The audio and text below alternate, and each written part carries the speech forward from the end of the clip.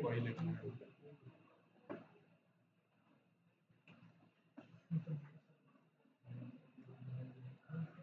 अच्छा जी, हम स्टार्ट कर लेते हैं, ठीक है। इससे पहले कि हमारा इंटरनेट दोबारा शहीद हो जाए।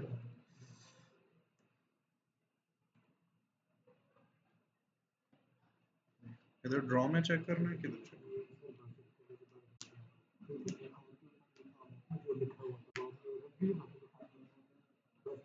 ठीक, ठीक, थैंक यू। अच्छा जी, हम स्टार्ट करते हैं। और जिस तरह परसों हमने बातें की थी कि कौन कौन से सॉफ्टवेयर्स हैं, कौन कौन सी चीज़ें हैं, हम साथ साथ में आहिस्ता आहिस्ता एक एक सॉफ्टवेयर ऐड करेंगे। की शॉट बड़ा ज़बरदस्त सॉफ्टवेयर है, मैंने आज बड़ा काम किया उस पर, ठीक है। वो जो परफ्यूम वाली बॉटल थी ना, वो मैं दोबारा आप लोगों के सामने करूंगा, इंशाल्लाह मज़ा आएगा आप लोग। वो बड़ा इंटरेस्टिंग की शॉट पे, हाँ वो बड़ा इंटरेस्टिंग सॉफ्टवेयर है। आज मैंने उसमें एनिमेशन भी बना ली, लोगोस लोगो सब कुछ ऐड कर दिया। तो इस क्लास में आपका की शॉट होगा नेक्स्ट टाइम, जो हफ्ते को क्लास होगी। अच्छा जी, हम ब्लेंडर डाउनलोड कर लेते हैं। तो सबसे पहले तो मैं ब्लेंडर के बारे में थोड़ा सा बता दूं कि ब्लेंडर स्टार्ट में कोई सॉफ्टवेयर नहीं था, ठीक है। ये एक प्राइवेट प्रोडक्शन हाउस ने, एक डच एनिमेशन कंपनी थी, उन्होंने एक छोटा सा टूल बनाया था अपने काम के लिए। जिस तरह अगर आप देखते हो ना कि हॉलीवुड की मूवीज आप देखते हो, ठीक है, और फिर बदले में आप देखते हो बॉलीवुड की मूवीज, और फिर चाइनीज मूवीज देखते हो, उनकी भी बड़ी इंडस्ट्री है। तो अगर आप उनको देख लो ना, तो ये नहीं है कि टैलेंट की कमी है इंडिया में, बिल्कुल कमी नहीं है। उनके पास वो इक्विपमेंट भी है, वो सब कुछ है, और वो खर्चा भी करते हैं, करोड़ों रुपए लगाते हैं मूवीज पर। इस तरह चाइनीज भी करते हैं, चाइनीज फिर भी थोड़ा सा करीब करीब है, लेकिन इंडिया फिर भी वैसी क्वालिटी नहीं आ रही उनकी। अगर आप इंडियन कोई साईफाई मूवी देख लो और आप हॉलीवुड की देख लो, तो हॉलीवुड वाली मूवी आपको फील ही नहीं होगा कि ये रियल नहीं है, आपको रियल ही फील होगा। लेकिन अगर आप सेम चीजें उसमें देख लो, बॉलीवुड में देख लो, वहां पर थोड़ा सा फील होता है कि हाँ यार, थोड़ा सा नकली नकली सा है, थोड़ा सा फेक सी चीजें हैं। अभी एक रिसेंटली मूवी आई थी इंडिया की, मैं नाम इस वक्त भूल गया हूँ, लेकिन वो उन्होंने टोटली हॉलीवुड के जो वीएफएक्स आर्टिस्ट हैं, जो उनके डिजाइनर्स हैं, जो उनकी टीम है, उनको यूज किया हुआ है, ठीक है।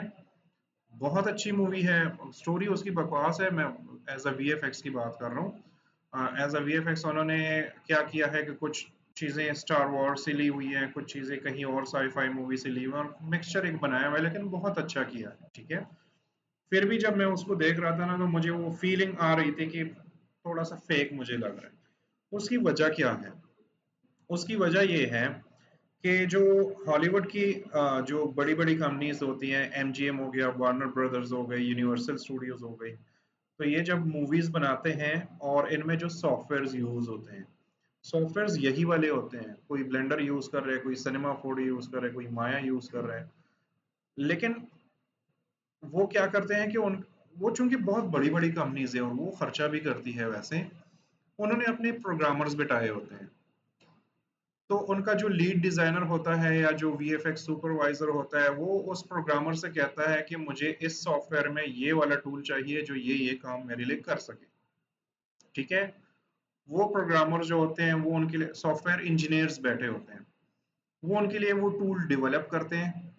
वो इन हाउस टूल होते हैं, वो आपको मार्केट में नहीं मिलते, वो आपको इंटरनेट पे नहीं मिलते, आप परचेज भी नहीं कर पाते, ठीक है। तो वो इन हाउस टूल्स होते हैं, वो बनाते हैं और उससे वो मूवीज बनाते हैं। और जब आप देखते हो तो आपको उसमें वो यूनिकनेस दिखती है, क्योंकि उसमें जो टूल्स यूज होते हैं वो वाकई में यूनिक ही होते हैं। वो उन्होंने खुद से उस फिल्म के लिए सिर्फ बनाए होते हैं, ठीक है, बाद में कहीं यूज करते हैं। इस तरह जो ब्लेंडर है, ये भी एक डच एनिमेशन कंपनी थी, और जिस बंदे ने ये बनाया था ये भी डच ही था। तो इन्होंने एक छोटी सी एनिमेशन के लिए इनको कुछ टूल्स चाहिए थे जो 3D सॉफ्टवेयर में अवेलेबल नहीं थे, या एनवायरनमेंट कंपेटेबल नहीं था उनके पास, या वो जो टूल्स जिसकी हायरार्की थी, जिस तरह वो चाहते थे वैसे नहीं था। तो इन्होंने एक छोटा सा टूल बनाया, उस पर इन्होंने काम किया, प्रोजेक्ट शुरू कर दिए, सारा सब कुछ हो गया। आहिस्ता आहिस्ता वो टूल उनके बड़े सारे काम करने लगा। ठीक है, तो उन्होंने उसको मजीद डेवलप किया, फिर उसका एक बीटा वर्जन जो है वो लॉन्च कर दिया, चूंकि वो अभी तक फ्री ही है, तो बीटा वर्जन लॉन्च कर दिया। वो उसका लाइसेंस भी ओपन सोर्स ही था। तो जब ओपन सोर्स लाइसेंस था, तो आपने भी उसमें चेंजेस की, मैंने भी की, किसी और ने भी की, जिस जिसको जो भी चीजें आई उन्होंने चेंजेस की। उसमें अपने अपने टूल्स डाले। इस तरह ये जो छोटा सा टूल था ना, ये आहिस्ता आहिस्ता इसकी कम्युनिटी बढ़ती गई और ये इसकी हाइप क्रिएट हो गई। ठीक है, तो आज Blender as a complete software package हम यूज करते हैं। तो एक्चुअली इसकी शुरुआत बड़े छोटे लेवल से हुई थी, एक छोटे से टूल की तरह। ठीक है, और अब एक पूरा सॉफ्टवेयर है। अभी भी ये ओपन सोर्स है और बिल्कुल फ्री है। तो पूरी दुनिया इसमें लगी होती है, कोई ये टूल डाल रहा है, कोई वो टूल डाल रहा है। तो समटाइम्स स्टेबिलिटी का इशू आ जाता है, समटाइम्स ये इश्यूज आ जाते हैं कि आपने थोड़ा सा अपडेट कर लिया, तो पिछले वाले टूल्स नए वाले अपडेटेड वर्जन में काम नहीं करते। ठीक है, लेकिन वो वक्त के साथ साथ वो भी अपडेट हो जाता है। तो ये छोटी मोटी इश्यूज आएंगी, लेकिन अभी हम जिस स्टेज पे हैं, हम जो सीख रहे हैं, अभी हमें उन मसाइल का सामना नहीं करना पड़ेगा। ठीक है, तो सबसे पहले मैं जाता हूँ यहाँ पर और मैं लिख देता हूँ ब्लेंडर। ठीक है, और ब्लेंडर हिस्ट्री नहीं चाहिए, हमें ब्लेंडर चाहिए, इसको मैं एंटर कर लेता हूँ। अगर आपको ब्लेंडर के बारे में थोड़ा बहुत कुछ जानना है, तो ये उसकी इंफॉर्मेशन है, थोड़ा सा विकिपीडिया पे भी है और थोड़ी बहुत इंफॉर्मेशन यहाँ पे भी है। देखिए 1994 में ये रिलीज हुआ था, हालांकि हमने 5-6 साल ही हो गए कि इसका नाम हम सुन रहे हैं, लेकिन रिलीज ये 1994 में हुआ था। 36 लैंग्वेजेस में अवेलेबल है और ये लिनक्स पे भी काम करता है, मैक ओएस एक्स और सारी चीज़ों पे वो काम कर रहा है।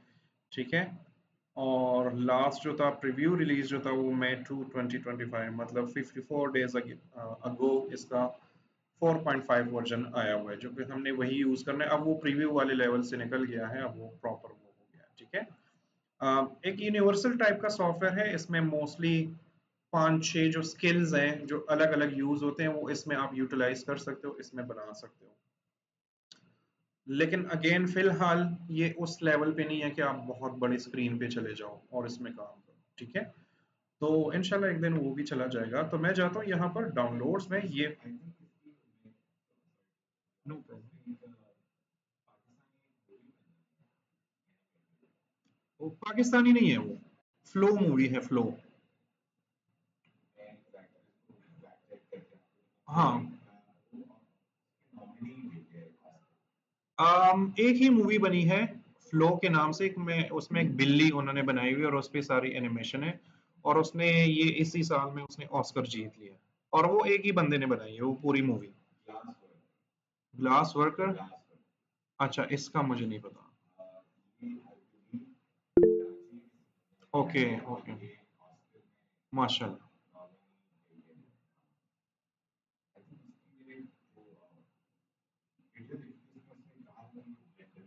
Okay okay okay. Of course अगर नॉमिनी है तो ऑस्कर नॉमिनी है तो अच्छी होगी। पाकिस्तान में टैलेंट की कमी नहीं है, पाकिस्तान में अच्छे पॉलिटिशियंस की कमी है, जिसकी वजह से वो टैलेंट बर्बाद हो रहा है यहाँ पर। एनी हाउ, हम जाते हैं यहाँ पर इस मरतबा इस साल जो एक ही अवार्ड जीता है ऑस्कर, वो फ्लो के नाम से मूवी है। ये जब हम हमें इंस्टॉल करेंगे ना, तो स्टार्ट में ही उसका वो आता है, वो बैनर सा आता है। वो आपको देखो, वो एक ही बंदे ने बनाया है और वो मेरे ख्याल से आई थिंक यूक्रेनियन है या रशियन है, मुझे मुझे पता नहीं है, लेकिन एक ही बंदे ने वो सारी मूवी बनाई है। ठीक है, अच्छा जी, हम जाते हैं blender.org पे। इस पे हम क्लिक करेंगे।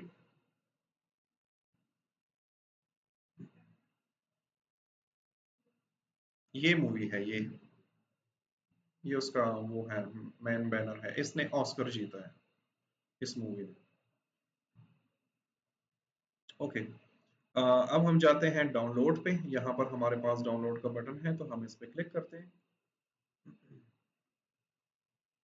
या आप यहाँ से भी आ सकते हैं और यहाँ से भी डाउनलोड कर सकते हैं। ठीक है, तो इसमें जो रिलीजेस हैं आप उस पर भी जा सकते हैं और थोड़ा बहुत सर्च कर सकते हैं कि हमारे पास कौन कौन से वर्जन है। तो लेटेस्ट है 4.4। ठीक है, उससे पहले 4.3 था। इसके वर्जन्स काफ़ी जल्दी जल्दी आते हैं क्योंकि ओपन सोर्स है ना, तो हर कोई काम कर रहा है इसमें।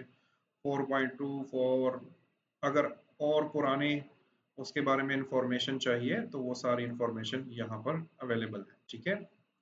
अगर हम सीधा डाउनलोड पे जाएं तो यहाँ पर है 4.4.3 जो कि अप्रैल 29 2025 पे ये आया हुआ है। तो हम इस पे क्लिक करेंगे और ये डाउनलोड होना शुरू हो जाएगा। और यहाँ पर डेमो फाइल्स भी हैं, अगर आपने प्रैक्टिस करनी है तो इन्होंने ऑलरेडी 3D फाइल्स बनाई हुई है, आप यहाँ से वो भी डाउनलोड कर सकते हैं जस्ट सर फॉर प्रैक्टिस। जी जी। सर हम माइक्रोसॉफ्ट स्टोर से डाउनलोड कर सकते हैं? कहाँ से? Microsoft store. माइक्रोसॉफ्ट स्टोर पे अगर ये अवेलेबल है तो कर लें, मुझे नहीं पता कि वहां पर ये अवेलेबल है, मुझे आई डोंट नो।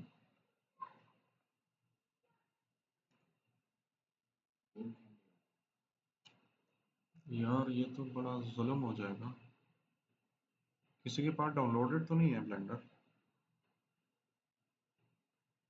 ये जो 15 फ्लोर पे जो रूम्स है ना वहां पर इंटरनेट बहुत ज्यादा फास्ट है यहाँ। मेरे पास पता नहीं ये है।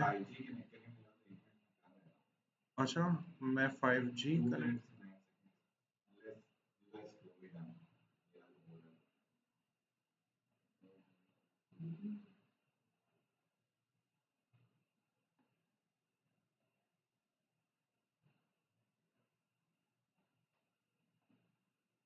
हाँ मेरा कनेक्ट तो हो गया है 5G। और अब रिज्यूम कर लेते हैं, मैं भी अब ये काम करें यार। 300 MB का सॉफ्टवेयर है ना, तो मतलब ये थोड़ा सही है, ठीक है।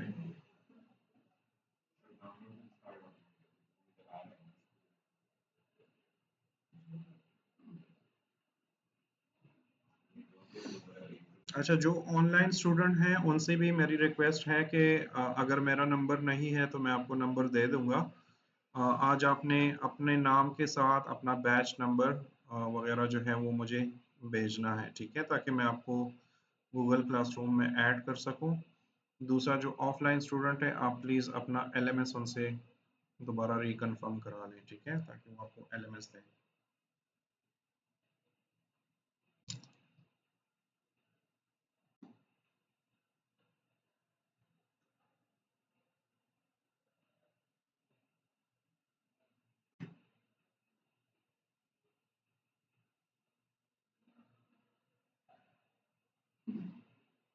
मंसूर खालिद आपका पूरा नाम है?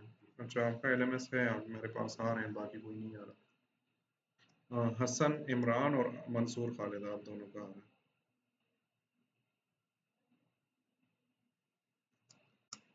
अच्छा चले, इसको डाउनलोड होने दें और फिर हम करते हैं। 5G कनेक्ट कर लो, वो बड़ा फास्ट है।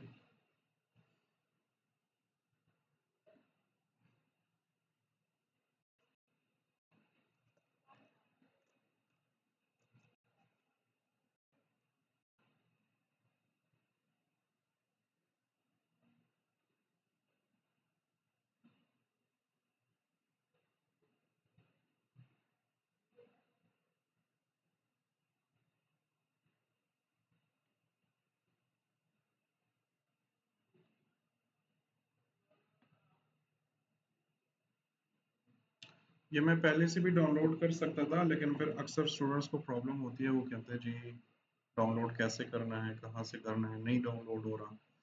तो मैं इसलिए फिर रिकॉर्ड ही करता हूँ डाउनलोडिंग भी, हालांकि मैं ये चीज़ें पहले से डाउनलोड कर लेता हूँ।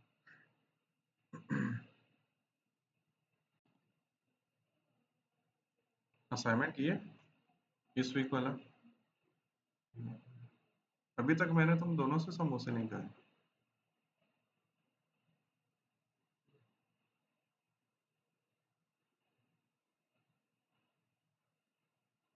वो मैडम को तो पैसे भी कमा कर दिए, उनका वो बिजनेस मैंने रवा दवा कर दिया, उनसे तो वैसे भी काम है।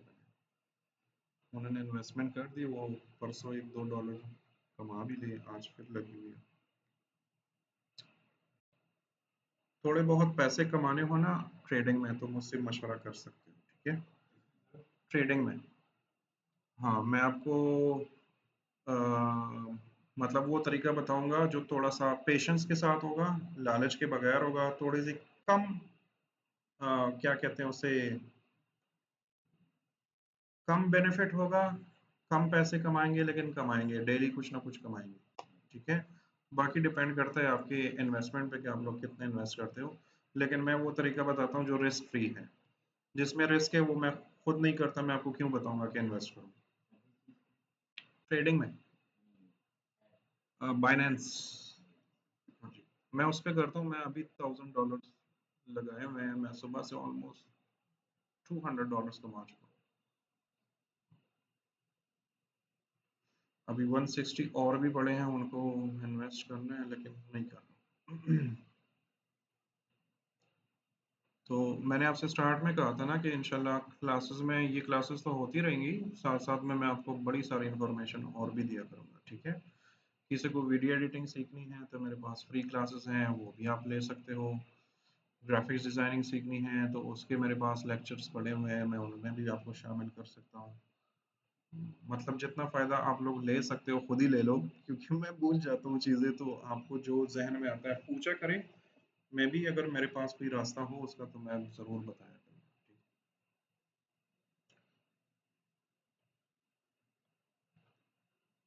मंसूर भाई, आपकी दाढ़ी अगर थोड़ी सी इतनी होती ना, तो मेरे फर्स्ट कज़न थे, अभी तो अल्लाह बख्शे उनको, फौत हो गए। मतलब वो टिकटो आपकी कॉपी है। हाँ, लेकिन उनकी दाढ़ी बस बड़ी थी। बाकी आपका स्किन टोन, आंखें, बालों का स्टाइल, बॉडी स्ट्रक्चर बिल्कुल, और बातों का स्टाइल स्पेशली, सब कुछ उनके साथ मैच करता है। वो मेरे सबसे बड़े कज़न थे, बेचारे फौत हुए थे।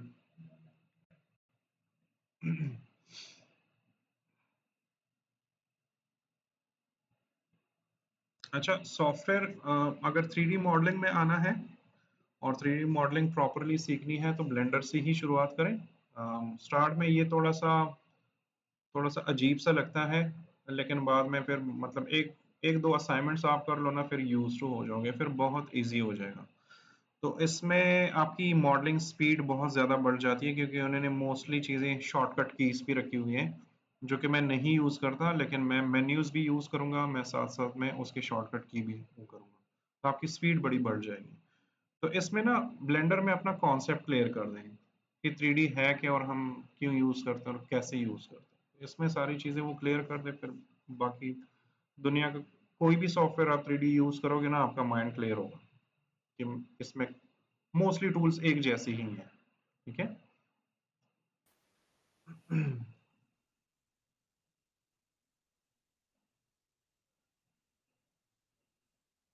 आप लोग सब दूर से आते हो या इधर नजदीक नजदीक हो? एक बार आप तो एक बार टाउन से हो। रिफा, इत्तेफाक, ओके। आप डिफेंस, फौज में है कोई आपका? फौज में है कोई आपका या ऐसी डिफेंस? Okay okay okay. फौजियों के बारे में कोई गलत बात की ना तो मैं लैपटॉप मारूंगा। अच्छा, जुडिशरी से हैं, जुडिशरी वाले बड़े अच्छे लोग होते हैं। मैं जुडिशरी, आर्मी, पुलिस, एजुकेशन, इनमें बहुत अरसा काम किया है। जुडिशरी के साथ तो मतलब, अगर आपको जुडिशरी कॉम्प्लेक्स में जॉब मिलती है ना, मुझे एक मर्तबा मिली थी जॉब, मुझे आइडिया नहीं था उसका, तो मुझसे एक छोटी सी गलती हुई। वो एक जज साहब थे, तो वो आए, ये काम आपने किया? मैंने कहा हाँ जी। उठो जाओ घर जाओ। मैं भी थोड़ा सीधा हो गया, मैंने कहा तुम कौन होते हो मुझे निकालने वाले, आराम से बैठो। मैंने कहा ये बात करने की तमीज़ है आपकी, तमीज़ सीखो। मुझे पता नहीं था उनके पास वो पावर थी कि वो मुझे घर भेज सकते थे। तो फिर उनके एक असिस्टेंट थे, वो आए, उन्होंने बड़ा प्यार से समझाया, कहते भाई वो जज है, अभी अंदर करवा देगा, तुम कुछ भी नहीं कर पाओगे। जी जी, बिल्कुल बिल्कुल। हाँ जी, हाँ हाँ। जी जी जी जी, होती है, ऐसे ही ऐसे ही। हाँ, अब थोड़ा सा वो हो गया है। जी जी जी जी, मुझे बस उसने घर भेज ही दिया था फिर अगले दिन। मैं भी सीधा हो गया, मैंने कहा यार मतलब तरीके से बात करो, आप कोई गलती हुई है तो बता दो, वो वाली गलती चेंज कर लेंगे। तो ये ना पाकिस्तान में गवर्नमेंट जॉब जो है ना, ये 3 या 4 किस्म की जॉब्स होती हैं। एक परमानेंट बीपीएस की जॉब होती है, एक ऑटोनमस होती है, एक सेमी गवर्नमेंट होती है, और एक उसको क्या बोलते हैं, मैं नाम भूल गया, एक और किस्म की जॉब है। वो जो एक और किस्म की जॉब है ना, मैं उसमें था। पाकिस्तान में सबसे ज्यादा हाई सैलरीज उनकी ही होती हैं, लेकिन उनके साथ प्रॉब्लम ये होती है उस जॉब में कि अगर कोई मिनिस्टर आए ना और आप पे गुस्सा है, तो वो फौरन आपको फायर कर सकता है विदाउट एनी हैसल, और उनके पास इख्तियार भी है। इस तरह मैं जुडिशल कॉम्प्लेक्स में था, तो मुझे उन्होंने फायर कर दिया, मैं कुछ भी नहीं कर पाया। अपने आप को ही गालियां दे रहा है कि क्या किया है ये तुमने। वो तब मैं काफी यंग था, तो ज्यादा बुरा भी लगा, लेकिन बाद में रियलाइज हुआ अच्छा है, क्या पागलों के साथ मैं काम कर रहा हूँ, निकल गया फिर। तो होता है, पाकिस्तान में चलता रहता है। एनी हाउ, अच्छा जी, ये हमारे पास डाउनलोड हो गया है, और अब हम जाते हैं और इसको इंस्टॉल कर लेते हैं। तो मेरी एक आदत है, आप लोग भी ये आदत अपना लो कि मैं राइट क्लिक करके रन एज एडमिनिस्ट्रेटर करता हूँ सारी चीजें। ठीक है, तो आप लोग भी कोशिश करो कि वैसे ही करो। इधर मुझे नजर नहीं आ रहा, तो इधर आप सीधा इंस्टॉल भी कर सकते हो। लेकिन अगर रन एज एडमिनिस्ट्रेटर का ऑप्शन आता है ना, तो वैसे किया करें, ठीक है।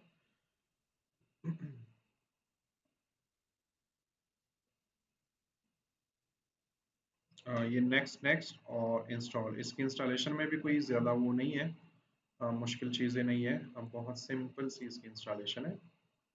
और ये हमारे पास इंस्टॉलेशन स्टार्ट हो गई। ये क्या क्या है इस डेस्कटॉप पे, इसको मैं क्या करूँ इसका।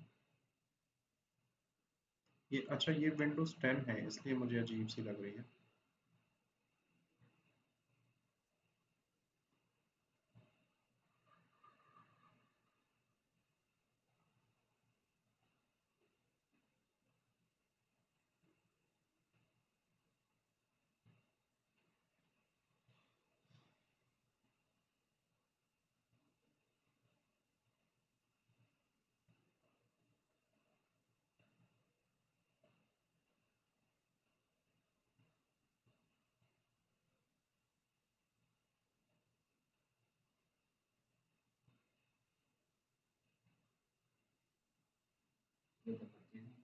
हम्म,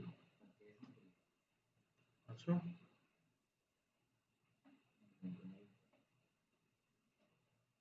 नहीं ये अपडेट ही हो रहा है।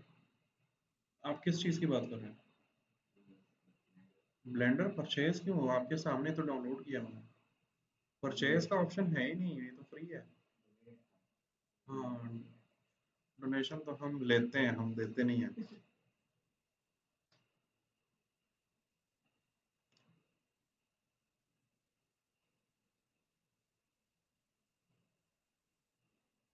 नहीं, मैं लैपटॉप लेकर आया करूंगा। आज असल में बारिश थी, तो मैं रिस्क नहीं लेना चाहता था। इधर एक ऑप्शन होता है जिससे ये सारे वो गायब हो जाते हैं। मैंने हाँ, ठीक है, ये हमारे पास इंस्टॉल हो गया। ये 320 MB का सॉफ्टवेयर है, इतना हैवी भी नहीं है। और अब मैं इसको फिनिश कर देता हूँ, ठीक है। अच्छा, ब्लेंडर के अंदर बिल्टन ज्यादा चीजें नहीं है, ठीक है। तो मोस्टली जो कॉम्प्लेक्स चीजें हैं वो आपने as a plugin, as a tool, इन यहाँ पर ये लोग इसको एड ऑन्स बोलते हैं, आपने as a add on install करने होते हैं। अभी हम उस स्टेज पे नहीं है, इंशाल्लाह आहिस्ता आहिस्ता समझ आएगी तो हम करेंगे, ठीक है। तो ये मेरे पास इंस्टॉल हो गया है, ये उसका आइकन है, और इसको मैं डबल क्लिक कर लेता हूँ और ये हमारे पास ओपन हो जाएगा, ठीक है।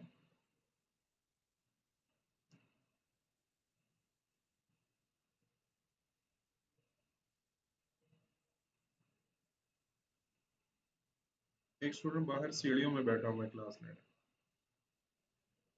उनके साथ कोई गेस्ट है, उनको अंदर नहीं आने दे रहे, बच्ची है।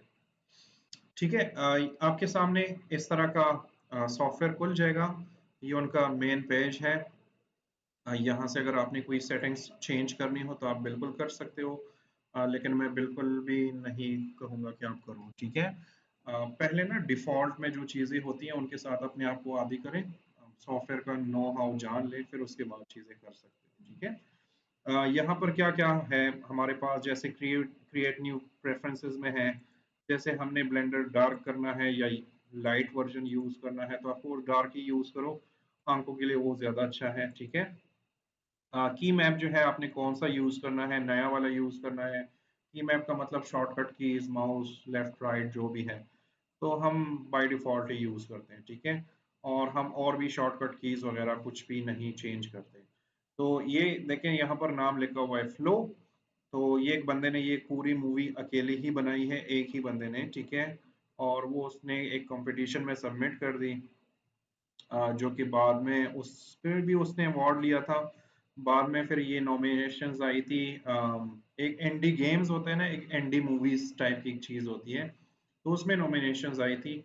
तो इसमें इस बंदे ने अप्लाई कर ली और लकीली उसकी मूवी सेलेक्ट हो गई। ये जो आप ग्लास वर्क की बात कर रहे हैं ना, ये उसी लाइन में ही है। तो शायद वो नॉमिनीज में ही रह गई, इसने विन कर दिया था, ठीक है। तो ये एक बिल्ली भी बनी हुई है। अब पूरी मूवी तो अभी मैंने नहीं देखी, लेकिन इसके कुछ क्लिप्स मैंने देखे हैं, तो बड़ा औसम काम किया है। और जब वो मूवी आप देखोगे ना, तो उसमें आपको फील होगा कि ये एक ही बंदे का काम है।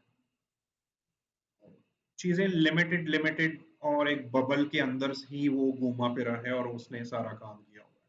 वो ज्यादा ओपन एनवायरनमेंट में नहीं गया। ऑफ कोर्स एक बंदा कितना काम करेगा, तो ये सारा उसने किया है, ये उसका मेन पोस्टर है। ये आपको बार बार आता रहेगा, ठीक है।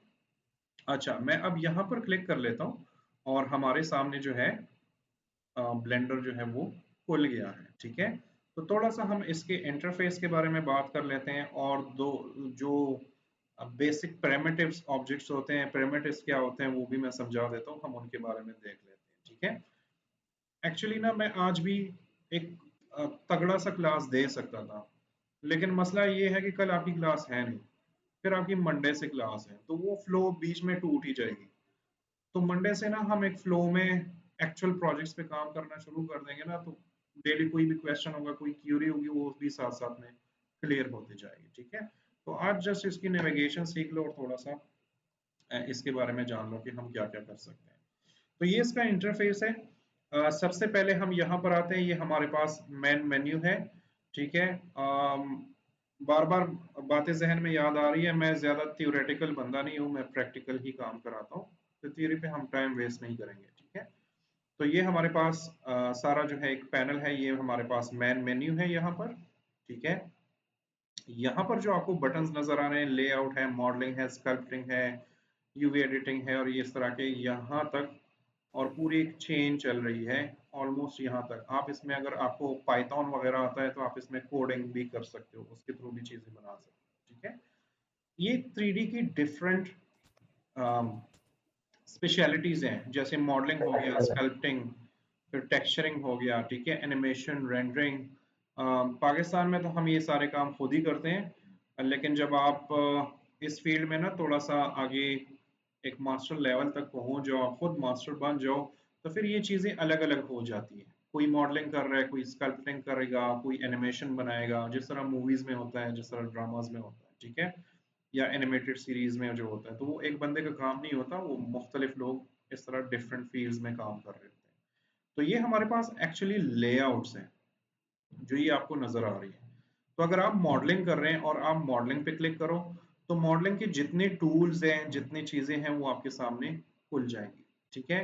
अगर आप फॉर एग्जांपल एनिमेशन बना रहे हैं, कुछ एनिमेट कर रहे हैं, तो आप एनिमेशन पे क्लिक करोगे, तो देखिए ये यहाँ पर एक टाइमलाइन आ गया है हमारे पास, और यहाँ पर हमारे पास प्रीव्यू है, यहाँ पर हम उसके एनिमेशन कर रहे हैं, ठीक है। आप लोग गाने सुनो, पबजी के लोग,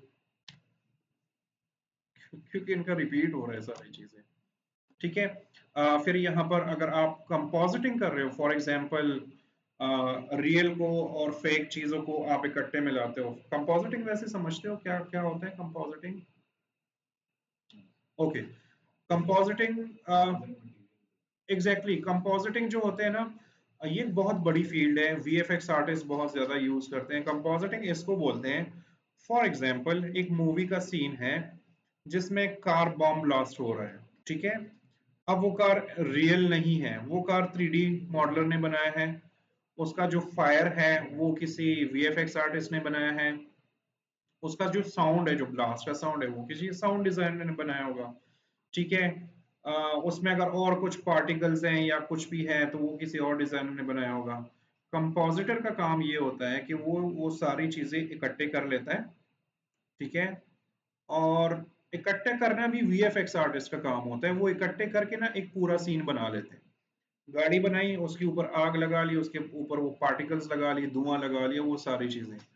लेकिन वो सारी चीजें एक ही वीडियो की लग भी रही है कि नहीं लग रही, कलर्स मैच हो रहे हैं कि नहीं हो रहे, क्या वो फायर बहुत बड़ा है उस गाड़ी से, बहुत मतलब वो धमाका छोटा सा है और धमाका आपने बड़ा वाला बनाया है, ठीक है।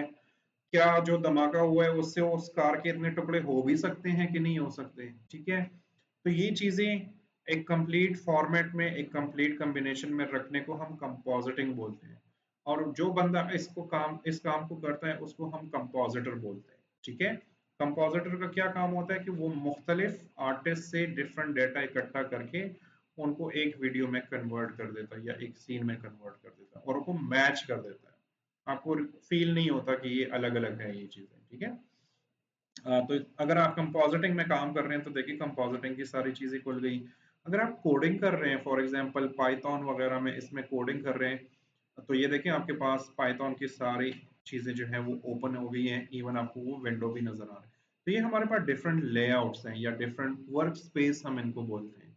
आप जो भी काम कर रहे हो उसका वर्क स्पेस ऑन करो तो आपके सामने वो सारे टूल्स आ जाएंगे, ठीक है। लेकिन अब हमारा बिल्कुल पहला दिन है और आप लोग भी बिल्कुल पहले से स्टार्ट ले रहे हैं, तो आप लेआउट पे आए जो बाय डिफॉल्ट ब्लेंडर के साथ आता है, ठीक है। तो ये मेन मेन्यू हो गया, ये हमारे पास डिफरेंट वर्क स्पेसेस हो गए। अब हम थोड़ा सा नीचे की तरफ आते हैं, ठीक है। तो ये हमारे पास कुछ टूल्स हैं जिसमें हमारे पास ये मूव टूल है, ये रोटेशन टूल है और ये स्केल टूल है। अब टूल्स बहुत सारे हैं, लेकिन जो बेसिक और जो मेन टूल्स हैं हम पहले उनको रीड करेंगे और उनको यूज करेंगे, बाकी चीजें हम बाद में स्टार्ट में यूज करेंगे, ठीक है।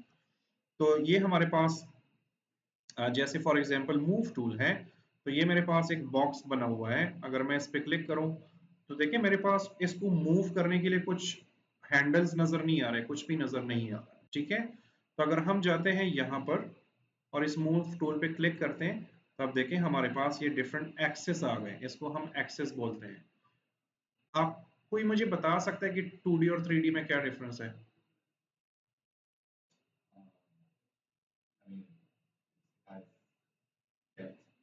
इट हैज डेप्थ, एग्जैक्टली, ठीक है। इसका सिंपल आंसर ही यही बनता है। अगर बहुत टेक्निकल लैंग्वेज में बोलना है ना तो आप बोल सकते हो कि इसमें जी डेप्थ है, ठीक है। हमारे पास देखें एक्स एंड वाई, हमारे पास लेफ्ट एंड राइट पोजीशन है, ठीक है। Sorry, x and minus x, y and minus y up and down position है, ठीक है। और हमारे पास एक जी एक्सेस भी है जो कि 2D में अवेलेबल नहीं होता। मैं आपको एक छोटी सी एग्जांपल देता हूँ, आप जो ऑनलाइन लोग भी हैं वो भी देख लो। आपके सामने इस वक्त रूम में जो भी चीज पड़ी है, ठीक है, चाहे वो लैपटॉप है, मोबाइल है, ये टेबल है, कुर्सी है, कुछ भी आपके सामने पड़ा है, क्योंकि हम रियल दुनिया में रहते हैं ना, तो रियल दुनिया में सारी चीजें 3D ही है। तो आप सारी चीजों को अगर गौर से देख लो ना तो आपको उसके 3 ही साइड्स नजर आएंगे एक टाइम पे, ठीक है। फॉर एग्जाम्पल मैं अपने इस मोबाइल को देख रहा हूँ ना, तो मुझे मोबाइल का ये टॉप नजर आ रहा है, ये साइड नजर आ रहा है और ये साइड नजर आ रहा है, ठीक है। अगर मैं इस मोबाइल को घुमा दूं ऐसे, तो अब मुझे ये साइड नजर आ रहा है, ये साइड नजर आ रहा है और ये वाला साइड नजर आ रहा है। इस तरह आपके सामने रियल दुनिया में कभी आप घर जाओ ना आज, तो थोड़ा सा अपनी आंखों की प्रैक्टिस करो, देख लो कि आप जिस भी चीज को देखोगे आपके सामने कोई वाटर डिस्पेंसर पड़ा हुआ है, कोई एसी लगा हुआ है, टीवी लगा हुआ है, आप उसको जरा गौर से देखो, आपको जस्ट 3 ही साइड्स नजर आ जाएंगे। हम उसको 3D बोलते हैं, ठीक है। अक्सर लोग बोलते हैं जी 7D 4D 5D, ऐसा कुछ नहीं होता, एक्चुअल में 3D ही होता है, ठीक है, 3 डायमेंशंस होती है। तो 3D और 2D में ये डिफरेंस होता है, ठीक है, कि 3D जो 2D होता है उसमें आपके पास सिर्फ एक्स एंड वाई एक्सेस होते हैं। एक्स एंड वाई पे आप पोजीशन वगैरह चेंज कर सकते हो, रोटेट कर सकते हो। जो 3D होता है उसमें आपके पास जी डेप्थ भी होता है, ठीक है। ओके, तो ये हमारे पास मूव टूल है। देखें अगर मैं इसको क्लिक करूं और ऐसे अप एंड डाउन करूं, इसको लेफ्ट एंड राइट करूं, या इसको मैं एक्स एक्सेस में लेफ्ट एंड राइट करूं, तो ये हमारे पास मूव टूल है। यहाँ पर है हमारे पास रोटेशन टूल, अगर आपने किसी भी ऑब्जेक्ट को रोटेट करना हो, जैसे मैं इसको रोटेट कर रहा हूँ, या यहाँ पर रोटेट कर रहा हूँ, या नॉर्मली सारे एक्सेस में रोटेट कर रहा हूँ, तो ये आप कर सकते हो रोटेशन से। ठीक है, अगर आपसे कोई गलती होती है तो कंट्रोल जेड का बटन आपको पता है कि वो अंडू कर लेता है। ठीक है, ओके। फिर नेक्स्ट मेरे पास स्केल का बटन है, तो आप स्केल भी कर सकते हो। फॉर एग्जांपल मैं इसको स्केल करना चाहता हूँ, तो अगर आप ये ब्लू वाला यहाँ से आप देख सकते हो कि हम किस एक्सेस में बात कर रहे हैं। ठीक है, अम, मैं क्लासेस के बीच में भी आपसे पूछूंगा कि यार मैं मुझे कौन से एक्सेस में इसको बढ़ाना है, कम करना है, तो आपको ये थोड़ा सा रियलाइज होना चाहिए। ठीक है, तो यहाँ पर बहुत इजी है। अगर मैं इस ग्रीन वाले को कर रहा हूँ, इस पे मैं आता हूँ, ये छोटा सा बॉक्स है और इस पे मैं क्लिक करता हूँ, ऐसे ड्रैग करता हूँ, तो ये देखें ग्रीन वाला यहाँ पर कौन सा है, ये y एक्सेस है। तो हम या y में जाते हैं या माइनस y में जाते हैं। ठीक है, अगर मैं ब्लू में कर रहा हूँ तो मैं z एक्सेस में जा रहा हूँ या माइनस z में। ठीक है, इस तरह हमारे पास x या माइनस x। तो अगर यहाँ पर कंफ्यूजन होती है तो आप यहाँ से देख सकते हो, ये नाम लिखे हुए हैं। ठीक है, तो ये हमारे पास मूव टूल, रोटेशन टूल और स्केल टूल यहाँ पर। और जब इसमें हम मॉडिफिकेशन करेंगे इस बॉक्स का, हम कोई फॉर एग्जांपल लैंप बनाते हैं, कार बनाते हैं, इंसान बनाते हैं, तो यहाँ पर उसके और जितने टूल्स हैं मॉडिफिकेशन के लिए, वो उसकी एक लिस्ट आती जाएगी। ठीक है, तो ये हमारे पास मेन यहाँ पर टूल्स हैं जिनसे हम नेविगेशन और मॉडिफिकेशन कर सकते हैं। ये हमारे पास सिलेक्शन टूल है। फॉर एग्जांपल आपके पास बहुत सारे आइटम्स पड़े हैं, तो आप एक एक को करके, एक एक को क्लिक करके सेलेक्ट करने के बजाय आप इस वाले टूल पे आए और ऐसे ड्रैग करके सारे टूल्स को इकट्ठे भी सेलेक्ट कर सकते हो। ठीक है, तो ये टूल भी आप यूज कर सकते हो। ये सेलेक्ट बॉक्स है, रेक्टेंगल है। लेस्ट टूल भी आप यूज कर सकते हो, अगर आपने अपनी पसंद का कुछ एरिया इस तरह सेलेक्ट करना हो तो आप ये भी कर सकते हो। ठीक है, तो ये हमारे पास मेन टूल है। इस चीज के बारे में मैं बाद में समझाऊंगा, ये अभी हमारे काम की नहीं है। ओके, मेन्यू हो गया, लेआउट हो गया, और हमारे पास ये बेसिक टूल्स हो गए जो नेविगेशन के लिए है। ठीक है, फिर हम इस विंडो पे आते हैं यहाँ पर। तो यहाँ पर क्या क्या चीजें होती हैं, तो यहाँ पर बहुत सारी चीजें, इस पे ना मैं थोड़ा सा टाइम ज्यादा लगाऊंगा, लेकिन यहाँ पर आपकी सारी मॉडिफिकेशन या सेटिंग्स होती है। ठीक है, फॉर एग्जांपल ये बॉक्स है और मैं इसका बॉल बना देता हूँ, या इस बॉक्स को मैं ट्वीक करना चाहता हूँ, इसको मॉडिफिकेशन करना चाहता हूँ, तो जो साइज मैंने यहाँ से चेंज किया वो आपके पास यहाँ पर भी अवेलेबल है। हर एक ऑब्जेक्ट की अपनी प्रॉपर्टीज होती हैं, जैसे उसकी पोजीशन होती है, स्केलिंग होती है, रोटेशन होती है, फिर नंबर ऑफ सेगमेंट्स होती है। आप सेगमेंट्स और पॉलीगन समझते हैं, पता है कि क्या होता है? हाँ जी, पॉलीगन्स। अच्छा, पिक्सल समझते हैं, पिक्सल्स। ठीक है, हमारे पास कोई इमेज होती है तो उसमें जितने ज्यादा पिक्सल्स होते हैं वो उतनी अच्छी हाई क्वालिटी का होता है। ठीक है, लेकिन जितने ज्यादा पिक्सल्स होंगे ऑफ कोर्स उसका साइज भी हैवी होता जाएगा। इस तरह 3D में हमारे पास पॉलीगन्स होते हैं। जिस तरह जितने ज्यादा पॉलीगन्स होंगे उतना आपका जो मॉडल है वो बहुत स्मूथ रहेगा, लेकिन वो हैवी भी होगा। फॉर एग्जांपल इस बॉक्स को मैं 10 बाय 10 पॉलीगन्स में कन्वर्ट करूं। एक पॉलीगन एक छोटा सा क्यूब होता है जिससे पूरा मॉडल बनता है। जिस तरह हमारी बॉडी में सेल्स हैं और सेल से फिर पूरी बॉडी बनते हैं, जिस तरह पिक्सल से पूरी पिक्चर बनती है, तो इस तरह 3D में पॉलीगन्स होते हैं। तो अगर मैं इसको 10 बाय 10 पॉलीगन्स कर दूं तो ये एक बॉक्स तो सही रहेगा, लेकिन अगर इस बॉक्स के मैं 100 कॉपीज निकाल दूं तो फिर थोड़ा थोड़ा हैवी होता जाएगा, क्योंकि हर एक बॉक्स में अलग से 10-10 वो, तो ये वो चीजें होती हैं। ठीक है, तो हर एक मॉडल में अंदर अपनी प्रॉपर्टीज होती हैं। जैसे ये वाला बॉक्स है, इसको अगर मुझे मूव करना हो तो पहले मैं इस टूल से कर रहा था ना, तो ये यहाँ पर भी हमारे पास अवेलेबल है। जहां पर आपको किसी भी सॉफ्टवेयर में ये वाला नाम नजर आए, ट्रांसफॉर्म। ट्रांसफॉर्म का मतलब होता है स्केलिंग, पोजिशनिंग एंड रोटेशन। ठीक है, इनको हम कंबाइन करके ट्रांसफॉर्म कहते हैं। तो यहाँ पर अगर हम आते हैं तो इसके ऊपर मैं क्लिक करता हूँ, जैसे मैं इसका एक्स एक्सिस में मैं पोजीशन चेंज कर सकता हूँ यहाँ से, वाई में, जी में। ठीक है, इस तरह रोटेशन में भी। ठीक है, इस तरह स्केलिंग में भी सेम वही चीजें हैं जो मैं यहाँ यूज कर रहा था। समटाइम्स ऐसे होता है ना कि आपका माउस आपके कंट्रोल में नहीं होता या आपका हाथ आदि नहीं होता ना, वो चीज भागती रहती है, तो आप यहाँ से भी सारी चीजें कंट्रोल कर सकते हो। तो इनको मैं वापस 0 0 0 0 नॉट 0 1 बाय 1, ठीक है।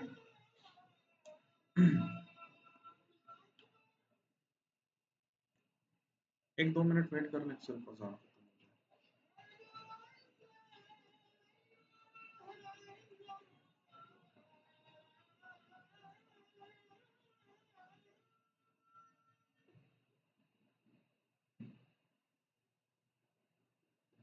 यार, ऑनलाइन वाले लोग फिर भाग गए।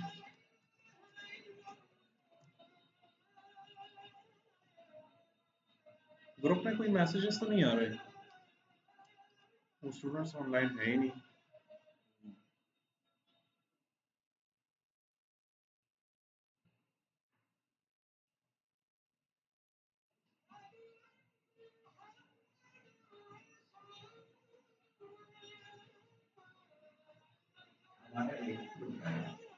हाँ जी, मोशन ग्राफिक्स वाला जो ग्रुप है वही है।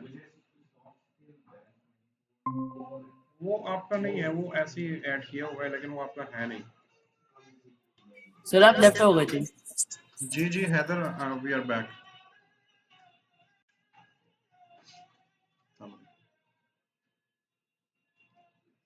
भाई बस सिर्फ ये अजान का वेट कर रहे हैं, फिर हम स्टार्ट करते हैं, ठीक है। खत्म हो गया।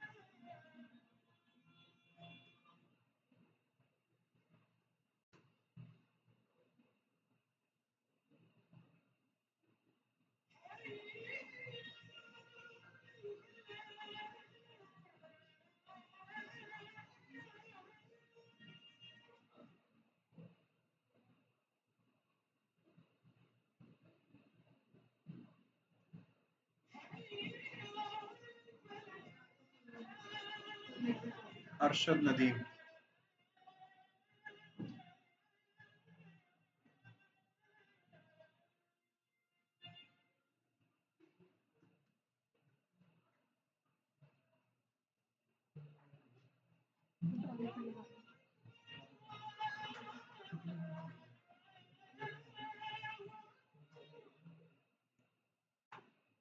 ये कनेक्ट है।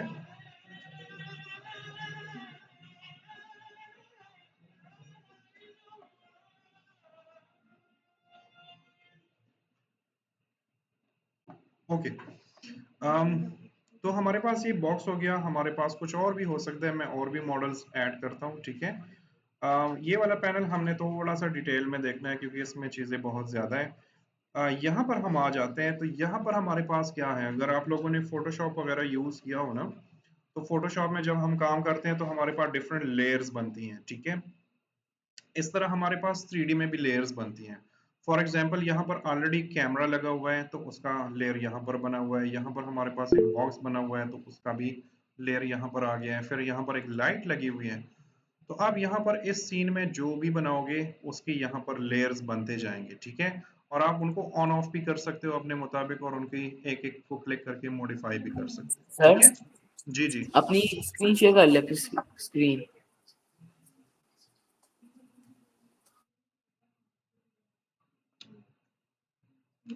ओके हैदर, अभी शेयर हो गया। यहाँ पर इंटरनेट कनेक्टिविटी का थोड़ा इशू है ना, वो बार बार डिस्कनेक्ट हो जाता है।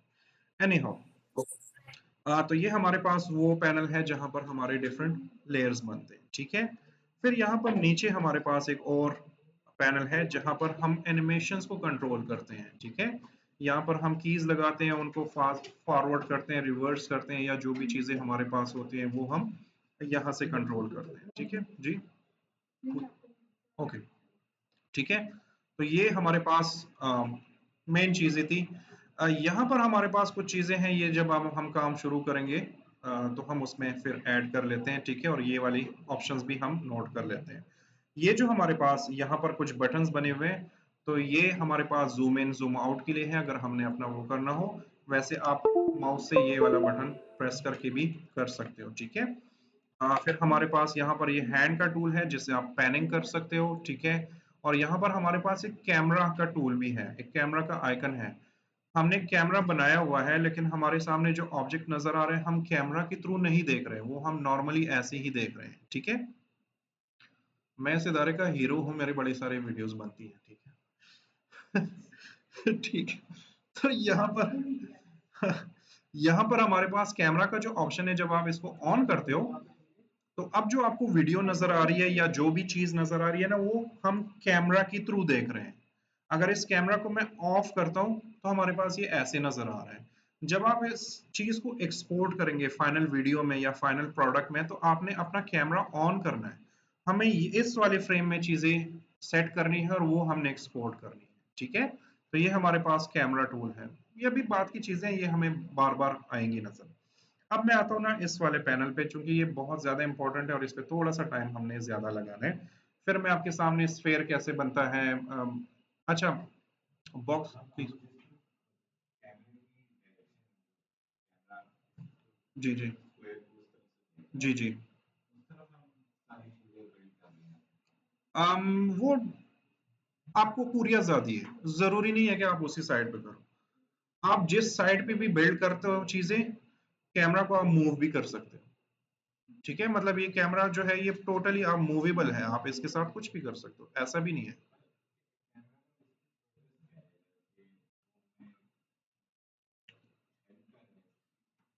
कैमरा बाय डिफॉल्ट इन्होंने बनाया हुआ है, लेकिन कैमरा हमें इसका मकसद ये होता है ना कि जब आप फाइनल मूवी रेंडर करते हो या फाइनल कोई चीज रेंडर करते हो तो वो कैमरा के ही थ्रू करोगे। फॉर एग्जांपल मेरे पास एक मॉडल है, ठीक है, ये एक प्रोडक्ट है और ये इस तरह घूम रहा है, ठीक है। और एक कैमरा है जो इसको जूम इन भी कर रही है साथ में, या एक कैमरा है जो यहाँ से आकर ऐसे शॉट ले रहा है या यहाँ से आकर ऐसे शॉट ले रहा है, तो कैमरा ही लगाओगे। नॉर्मली आप उस शॉट को, जैसे फॉर एग्जांपल मैं इस बॉक्स को ऐसे शो करना चाहता हूँ कि मैं इसको ऐसे करूँ, ठीक है। तो सॉफ्टवेयर के अंदर तो मैं इसको रोटेट कर सकता हूँ, लेकिन जब आप मूवी एक्सपोर्ट करोगे ना, तो फिर मूवी एक्सपोर्ट करने के लिए आपको कैमरा ही लगाना होगा। रियल लाइफ की एग्जांपल दूं, आप जब वीडियो रिकॉर्ड करते हो तो कैमरे से ही करते हो ना। कैमरा नहीं होगा तो आप नहीं रिकॉर्ड कर पाओगे। एक बंदा बातें कर रहा है, आपको दिखाई तो दे रहा है, लेकिन अगर आपने उसकी रिकॉर्डिंग रखनी हो तो आपको कैमरा ही ऑन करना पड़ेगा। सेम वही कॉन्सेप्ट है इधर, ठीक है। ये हमारे पास मुख्तलिफ चीजें थी। थोड़ा सा मैं नेविगेशन के बारे में बता दूं, तो हमारे पास जो मिडल माउस बटन होता है, उससे आप चीजों को रोटेट कर सकते हो। यही वाले टूल्स अगर आपने अपने माउस से और कीबोर्ड से कंट्रोल करने हो बगैर इसको टच किए हुए, तो आप मिडल माउस बटन यूज कर सकते हो। शिफ्ट के साथ अगर यूज करते हो मिडल माउस बटन ही, तो आप इसको पैन वगैरह कर सकते हो, ठीक है। ये एक ही बटन मोस्टली यूज होता है। अच्छा, अब हम इस पैनल के बारे में आते हैं। तो ये जो पैनल है हमारे पास, सबसे पहले जो इसमें सेटिंग्स है वो है रेंडरिंग की। तो रेंडरिंग अभी मैं टच नहीं कर रहा हूँ, लेकिन रेंडरिंग जो है हमारे पास ब्लेंडर में दो किस्म की ही रेंडरिंग होती है। एक को ईवी बोलते हैं, एक को साइकिल्स बोलते हैं, ठीक है। साइकिल्स हमारे पास थोड़ा सा एडवांस वर्जन का होता है और ये थोड़ा स्लो रेंडर होता है, लेकिन इसकी क्वालिटी बड़ी जबरदस्त होती है।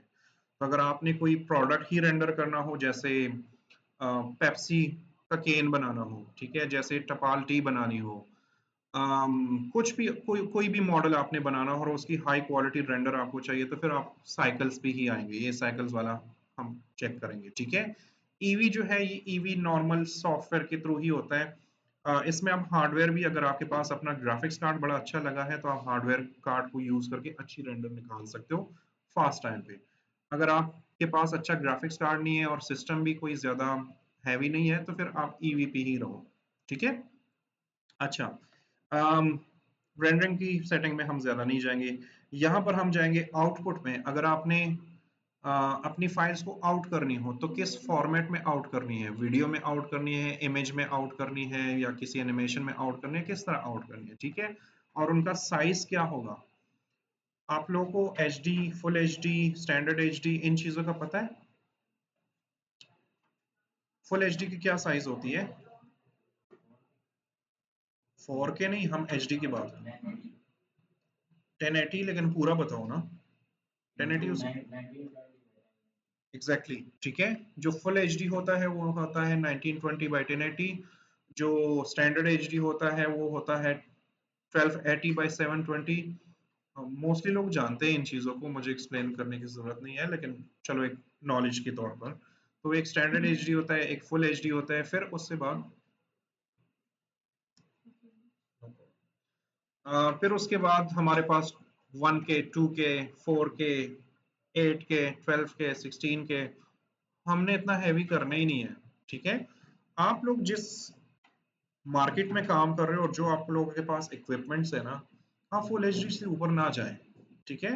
आपने सिनेमा के लिए, बड़े स्क्रीन के लिए काम करना है, कोई बड़ा बिलबोर्ड है जिसपे आपकी एनिमेशन चलनी है, फिर आप बना लो, 4K बना लो, 8K बना लो, फिर कोई पाबंदी नहीं है, ठीक है। लेकिन अभी अगर आप अपने कंप्यूटर पे काम कर रहे हैं सिर्फ इस वजह से कि मुझे कमर्शियल बनाना है, या मुझे काम सीखना है, या मुझे किसी क्लाइंट के लिए काम करना है, तो full H D is more than enough. Full H D में होता क्या है कि वो आपके मोबाइल पे भी प्ले होगा, वो हर किसी डिवाइस पे भी प्ले होगा।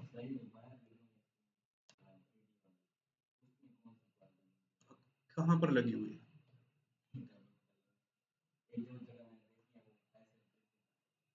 देखो वो बड़ा आसान है, आप उस स्क्रीन को देखो कि उसकी वीडियो अच्छी है कि बुरी है। जैसे अब ड्राइवन रोड पे एक अलाइड बैंक है, उन्होंने एक बहुत बड़ी एलईडी लगाई हुई है और उस पे उनका कोई टूर हुआ है ये पहाड़ी इलाकों में, और वो अपनी वीडियो चला रहे हैं। अब उस वीडियो को आप देखोगे ना तो वो इतना बड़ा स्क्रीन है लेकिन वीडियो बड़ी नीट एंड क्लीन है, तो आई एम प्रीटी श्योर वो 4K है, ठीक है। अगर आप इस स्क्रीन तक आते हैं तो अब देखो ये फुल एचडी से भी कम है, ये स्टैंडर्ड एचडी समथिंग है जो इसने साइज जो ये कैप्चर कर रहे हैं, लेकिन फिर भी आपके पास चीजें साफ नजर आ रही है ना, ठीक है। तो डिपेंड करता है, हम लोग ना असल में हम लोगों को आदत पड़ गई है कि नहीं जी बस 4K में ही करना है, ठीक है। अब आपने 4K में करना है लेकिन वो 4K वाली चीज आप चलाएंगे कहाँ पर? आउटपुट आपने कहाँ पर देनी है? आपने किसी टीवी पे कमर्शियल चलाना है तो पाकिस्तान में कौन सा टीवी चैनल है जो 4K में चल रहा है? फुल एचडी में ही चल रहा है, ठीक है। इंटरनेट हो गया, चलो फॉर एग्जांपल आपने अपने इंटरनेट पे 4K वीडियो डाल दी, पाकिस्तान में कनेक्टिविटी इश्यूज कितने हैं, तो आप क्लाइंट के साथ बैठे होंगे, आप दिल में सोचेंगे कि मैंने 4K वीडियो बनाई और मैं क्लाइंट को बड़ा इम्प्रेस करूंगा, और आपके क्लाइंट के मतलब आज अपनी ही हालत देख ले जो हमारी यहाँ पर है। आप क्लाइंट के साथ बैठे हैं और आपके क्लाइंट का इंटरनेट बड़ा स्लो है, वो 4K कैसे चलाएगा? तो आप एम्बेरस होंगे, ठीक है। तो फाइनल आउटपुट वही निकालो जो यूनिवर्सल हो, जो मोबाइल पे भी चले, लैपटॉप पे भी चले, जो स्लो इंटरनेट पे भी चले, जो कहीं पर भी चले, ठीक है।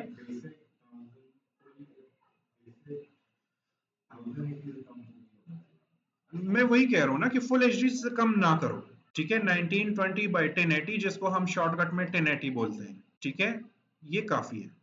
इससे ऊपर अगर क्लाइंट आपको डिमांड करता है, देखिए हम कहते हैं ना कस्टमर इज ऑलवेज राइट, ठीक है।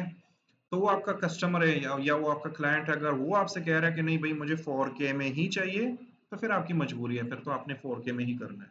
लेकिन अगर आपसे वो कह रहा है कि यार मुझे अच्छी क्वालिटी में चाहिए, तो फुल एचडी काफी है, ठीक है। इस पे अपने रिसोर्सेज, अपना एनर्जी, अपना टाइम वेस्ट ना करें, ओके। तो यहाँ पर हमारे पास साइजेस हैं, यहाँ पर हमारे पास फ्रेम्स पर सेकेंड्स हैं, हमने कितने फ्रेम्स पर सेकंड्स में अपनी एनिमेशन निकालनी है। तो आपको फ्रेम्स पर सेकंड का पता है कि फ्रेम्स पर सेकंड क्या होता है? बताओ बताओ, ये जरूरी चीजें हैं।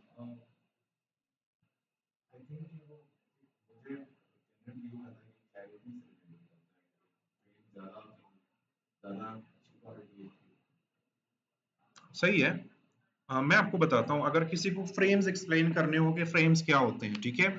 सबसे पहले तो ये जान ले कि हम जिन कंट्रीज में हम रहते हैं वहां पर क्या सिस्टम चल रहा है, और जो यूरोपियन कंट्रीज है, जो अमेरिकाज हैं, वहां पर क्या सिस्टम चल रहा है। तो जो साउथ एशियन कंट्रीज हैं या एशियन कंट्रीज है, वहां पर हम यूज कर रहे हैं 25 फ्रेम्स पर सेकेंड, ठीक है। मूवीज की बात नहीं कर रहा हूँ, मूवीज से नीचे आ जाए, कमर्शियल्स की, ड्रामास की, ड्रामा सीरीज की, ठीक है, इस तरह की डॉक्यूमेंट्रीज की, हम चलाते हैं 25 फ्रेम्स पर सेकेंड एशियन कंट्रीज में।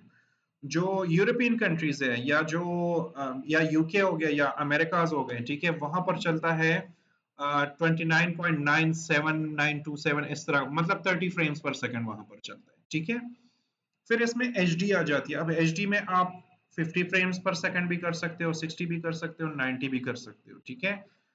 ये वीडियो एडिटिंग रिलेटेड चीज है, तो मैं इस पे ज्यादा आप लोगों को कंफ्यूज नहीं करूंगा, लेकिन अगर आपने फ्रेम समझाने हो कि फ्रेम्स क्या चीज है, तो देखिए मैं ये हाथ हिला रहा हूँ ना, आप लोगों की क्लास में शायद यही एग्जांपल दी थी मैंने, ये मैं हाथ हिला रहा हूँ और आप मेरी वीडियो रिकॉर्ड कर रहे हैं, ठीक है। और जब आप वो वीडियो देखेंगे ना, तो मेरा हाथ उसमें इस तरह हिलता हुआ नजर आएगा, ठीक है। अब वो जो आपके पास वीडियो आई है ना, वो एक्चुअल में वीडियो नहीं है, वो स्टिल इमेजेस ही हैं, जिसमें एक इमेज में मेरा हाथ यहाँ पर है, फिर दूसरे इमेज में यहाँ पर है, तीसरे पे यहाँ पर है, चौथे पे यहाँ पर है, पांचवे पे यहाँ पर है, ठीक है। लेकिन जब हम अपने मोबाइल के थ्रू या अपने वीडियो की या किसी भी चीज के थ्रू उसको देखते हैं, तो वो हम 25 फ्रेम्स एक सेकंड के अंदर, ये 25 फोटोज हैं, 25 फोटोज हैं एक फ्रेम के अंदर, जिसमें एक ऐसे है, फिर दूसरा, फिर तीसरा, फिर चौथा। अब जब आप लोग एज अ वीडियो उसको देखते हो ना, तो वही जो फोटोज होते हैं ना, वो आपकी आंखों के सामने बड़ी स्पीड से गुजरते हैं। तो जब वो इमेज ऐसे है, फिर ऐसे, फिर ऐसे, जब वो स्पीड से गुजरते हैं, तो आपको ऐसे फील होता है कि कोई हमें बाय बाय या टाटा कर रहा है, ठीक है। फ्रेम्स ऐसे ही हैं। तो यहाँ पर जब आप एनिमेशन बनाओगे ना, तो एनिमेशन में फ्रेम्स का कॉन्सेप्ट, मतलब जितना अभी आप लोगों ने सीख लिया ना, इतना तो होना चाहिए, क्योंकि आपको क्लाइंट ये नहीं बोलेगा कि मुझे 25 फ्रेम पर सेकंड के हिसाब से दो, या उसको बेचारे को क्या पता, वो आपसे सीधा ही बोलेगा कि मुझे 300 मुझे 10 सेकंड्स की एनिमेशन चाहिए। अब 10 सेकंड में कितने फ्रेम्स आते हैं, अब आप मल्टीप्लाई करो, कैलकुलेशन अपनी कर लो, तो आपने उस हिसाब से चलना है, ठीक ठीक है। क्योंकि जब बात 3D में आती है ना, तो 3D में एक एक फ्रेम रेंडर होता है, और एक एक फ्रेम, अगर आपका प्रोजेक्ट हैवी है ना, आपसे वो घंटों भी ले सकता है, ठीक है। मतलब कल ही हम एक कमर्शियल बना रहे थे, एक गवर्नमेंट का कमर्शियल है, उसमें हम काम कर रहे हैं, उसमें 3D रेंडरिंग है। एक फ्रेम हमसे कितना टाइम ले रहे हैं, 30 मिनट्स या 35 मिनट्स, वो ऑलमोस्ट 600 फ्रेम्स है। तो अब हिसाब लगा लो कितने दिनों में वो रेंडर होगा, ठीक है। तो ये बहुत इंपॉर्टेंट है कि आपको, अगर कोई कहता है कि 10 सेकंड, तो 10 सेकंड में कितने फ्रेम्स आते हैं, वो अपने अपने हिसाब से करना है, ठीक है। तो यहाँ से आप फ्रेम्स पर सेकंड भी चूज कर सकते हैं। यहाँ पर कुछ और भी ऑप्शंस हैं, लेकिन ये हमारे पास आउटपुट के ऑप्शंस हैं। ये मैं बाद में समझाऊंगा जब हम एनिमेशन में जाएंगे। यहाँ पर ये आपसे पूछा है कि फाइल फॉर्मेट कौन सा है। आपकी जो आउटपुट निकलेगी वो वीडियो में निकलेगी कि स्टिल में निकलेगी। अगर स्टिल में फोटो भी निकलेगी, तो स्टिल फोटो में कौन सा फॉर्मेट होगा, पीएनजी होगा, बीएमपी होगा, जेपेग होगा, जिसको हम जेपीजी भी बोलते हैं, ठीक है। इस तरह के डिफरेंट फॉर्मेट्स हैं हमारे पास। तो ये वो सेटिंग्स है। फिर हम नीचे आते हैं, अम, इसको अभी हम छोड़ देते हैं, ये हमारे पास सीन व्यू है। इधर आते हैं वर्ड, ठीक है। इसको भी छोड़ देते हैं, चलें। यहाँ पर हमारे पास बहुत इंपॉर्टेंट ऑप्शन है, जिसको हम बोलते हैं ऑब्जेक्ट, ठीक है। समटाइम्स आपके साथ ऐसे हो सकता है कि आपने इस बॉक्स पे काम कर रहे हैं, ठीक है, और आप किसी और काम में पड़ गए और कहीं पर क्लिक किया, या यहाँ पर आपने रेंडरिंग में आ गए, और अब इसमें कुछ सेटिंग्स करनी है इस बॉक्स में। तो इस बॉक्स की सेटिंग्स में हम कैसे जाएंगे, तो हम यहाँ पर आएंगे, हमारे पास ये ऑप्शन है ऑब्जेक्ट, आप इस पे क्लिक करोगे, तो इस बॉक्स की जो प्रॉपर्टीज हैं वो वापस आपके सामने आ जाएगी, ठीक है। वही पोजीशन, स्केल, रोटेशन, वही सारी चीजें हैं। अगर इसके ऊपर मैं कोई इफेक्ट अप्लाई करता हूँ, तो वो भी यहीं पर आएगा, ठीक है। फिर हमारे पास, सॉरी, यहाँ पर बेसिक उसकी सेटिंग्स है। फिर यहाँ पर है हमारे पास मॉडिफायर्स। मॉडिफायर्स इफेक्ट्स को कहते हैं, अगर आपने किसी चीज पर इफेक्ट अप्लाई करना हो। मैं चाहता हूँ कि इस बॉक्स के जो एजेस हैं ये सॉफ्ट हो जाए, तो अगर वो इफेक्ट मैं अप्लाई करूंगा, तो वो मैं यहाँ से अप्लाई करूंगा। जैसे फॉर एग्जांपल मैं बेवल एक अप्लाई करता हूँ, तो मैंने इसके वो एजेस जो हैं वो सॉफ्ट कर दी, ठीक है। तो यहाँ पर सारे इफेक्ट्स अप्लाई होते हैं इस वाले पैनल में। अच्छा आपने कोई पार्टिकल सिस्टम बनाना हो, पार्टिकल सिस्टम कहाँ पर यूज होता है? आप आग बना रहे हो, पानी बना रहे हो, स्मोक बना रहे हो, कोई लिक्विड टाइप की कुछ चीज बना रहे हो, तो आप यहाँ पर आ सकते हैं। ठीक है, अगर आप लोग बोर हो गए सर तो मुझे बता दें प्लीज, मैं स्टॉप मेरे कर पे ये सकता ऑप्शन नहीं है। हूँ। और हाँ, तुम तो घर में बैठे हो, तुम्हें क्यों बोर होना, जो इधर बैठे हैं बेचारे उनकी हालत देखो। अच्छा, यहाँ पर हमारे पास फिजिक्स है। फिजिक्स का मतलब है कि फॉर एग्जांपल ये मोबाइल है ना, ये मैंने इधर रखा हुआ है, और मैं अगर हाथ छोड़ता हूँ तो ये मोबाइल गिर जाएगा ना, लेकिन 3D में तो ऐसा नहीं है ना, अगर मैं इस बॉक्स को ऊपर कर दूं और मैं छोड़ दूं तो ये नीचे गिरना चाहिए ना, लेकिन नहीं गिर रहा क्योंकि हमने इस पे कोई फिजिक्स अप्लाई ही नहीं की। तो ये हमारे पास फिजिक्स का पैनल है, यहाँ से हम अप्लाई कर सकते हैं, जो कि हमने बाद में सर देखने हैं। ठीक है जी। मेरे पास तो इनमें से कुछ ऑप्शंस नहीं है। चलो वो मैं समझाता हूँ कि हमने क्या करना है। ठीक है, ओके। ओके। यहाँ पर है हमारे पास मटेरियल, अगर हमने इस पे कोई कलर वगैरह अप्लाई करने हो, कोई लोगो अप्लाई करना हो, कोई कुछ भी इसके साथ कोई टेक्सचर अप्लाई करना हो, तो हमारे पास ये वाला पैनल है। ठीक है, तो मोस्ट इम्पोर्टेंट जो आपका मोस्टली यूज होगा ना, वो ये वाला एरिया है, ये बार बार यूज होगा और बार बार आप इसमें काम करोगे। ठीक है, तो ये उसका इस पूरे सॉफ्टवेयर का ओवरऑल एक यूजर इंटरफेस और उसका मैंने थोड़ा सा समझा दिया। ठीक है, अब आपको पता है प्रिमिटिव्स क्या होते हैं? Primitives, 3D primitives. Okay, box, triangle, sphere, hexagon, plane, ठीक है, रेक्टेंगल, क्यूब, ये सारे जो बेसिक शेप्स होते हैं ना, इसको हम प्रिमिटिव्स बोलते हैं। ठीक है, तो हमारे पास डिफरेंट प्रिमिटिव्स होते हैं, और ये कभी कभी करेगा इस तरह के काम। ठीक है, इसके लिए बहुत कुछ होता है।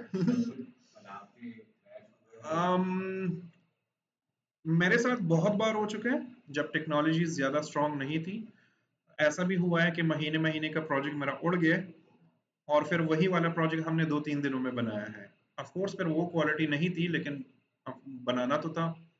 लेकिन आजकल के जो सॉफ्टवेयर आ रहे हैं जिसमें ब्लेंडर भी है, दूसरे भी जितने सॉफ्टवेयर है, अगर आप क्रैश भी कर जाते हो ना, तो ये रिकवरी का एक ऑप्शन दे देते हैं आपको, वो वाला जितना आपने काम किया होता है उसका ऑलमोस्ट 95% तो रिकवर हो ही जाता है। ठीक है, समटाइम्स 100% भी रिकवर हो जाता है, तो इसमें भी है वो चीजें।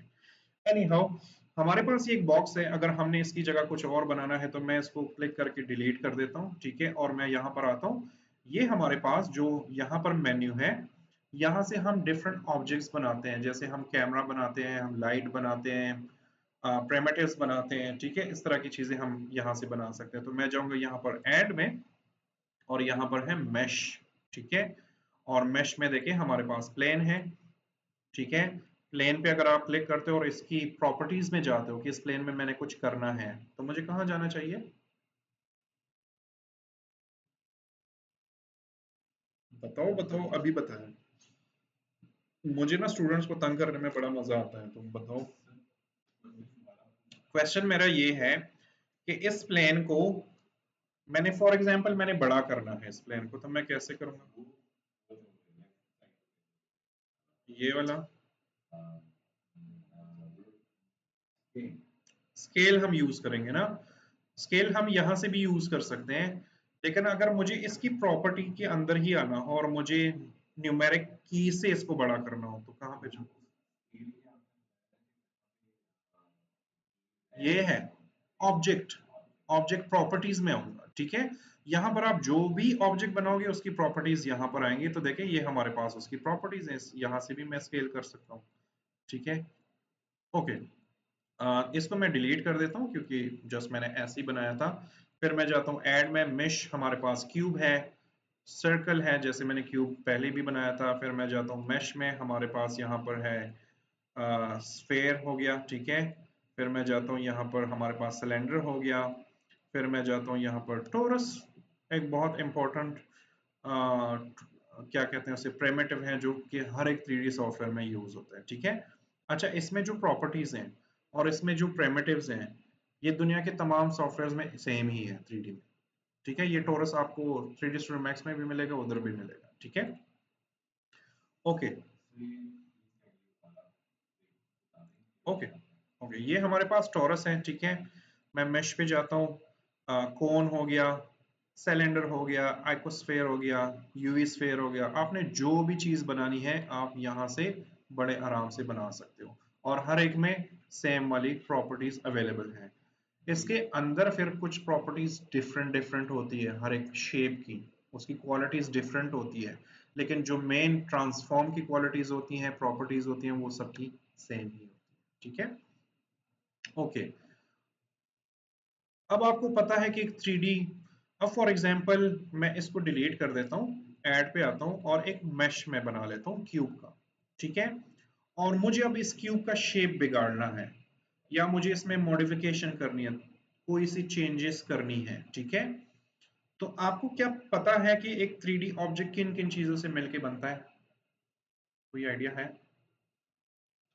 जैसे ये टेबल पड़ी है ना, आहिस्ता आहिस्ता आप नजदीक हो रहे हैं। जैसे ये टेबल पड़ी है, तो आपके हिसाब से ये टेबल किन किन चीजों से मिलकर बनी होगी अगर मैं 3D में बनाता हूँ? 3D वाला कॉन्सेप्ट रखिए, ये नहीं बोलना कि तख्तों से मिलकर बनी है। हाँ, वो इसका शेप हो गया, इसकी प्रॉपर्टीज का मैं पूछ रहा हूँ। बहुत सिंपल है, ठीक है। अम, ये जब मैं समझाता हूँ ना, तो मेरा स्टाइल ये है, कुछ लोग कुछ अलग तरीके से समझाते हैं, लेकिन जो लोग बिल्कुल न्यू होते हैं ना, तो मैं फिर इस तरीके से समझाता हूँ ताकि सबको समझ आए। तो फॉर एग्जाम्पल देखो, एक जो शेप होती है ना, 3D शेप, वो तीन चीजों से मिलकर बनती है: पॉइंट्स, एजेस और फेसेस से। पॉइंट्स को हम वर्टिसेस भी बोलते हैं, वर्टेक्स भी बोलते हैं, पॉइंट्स भी बोलते हैं। एजेस को हम लाइंस भी बोलते हैं, एजेस भी बोलते हैं, और फेसेस, ठीक है। फॉर एग्जाम्पल मैं आपके सामने एक बॉक्स बनाता हूँ इन तीन चीजों से मिलकर। तो मैं जाता हूँ यहाँ पर, और फॉर एग्जाम्पल मैंने ये कलर लिया, ठीक है। और मैंने यहाँ पर एक मेरी ड्राइंग बड़ी गंदी सी है, ठीक है। तो मैंने यहाँ पर एक, आप समझ लो ना, ये डॉट है मेरा, ठीक है, वर्टेक्स है ना, गंदा माउस है ना।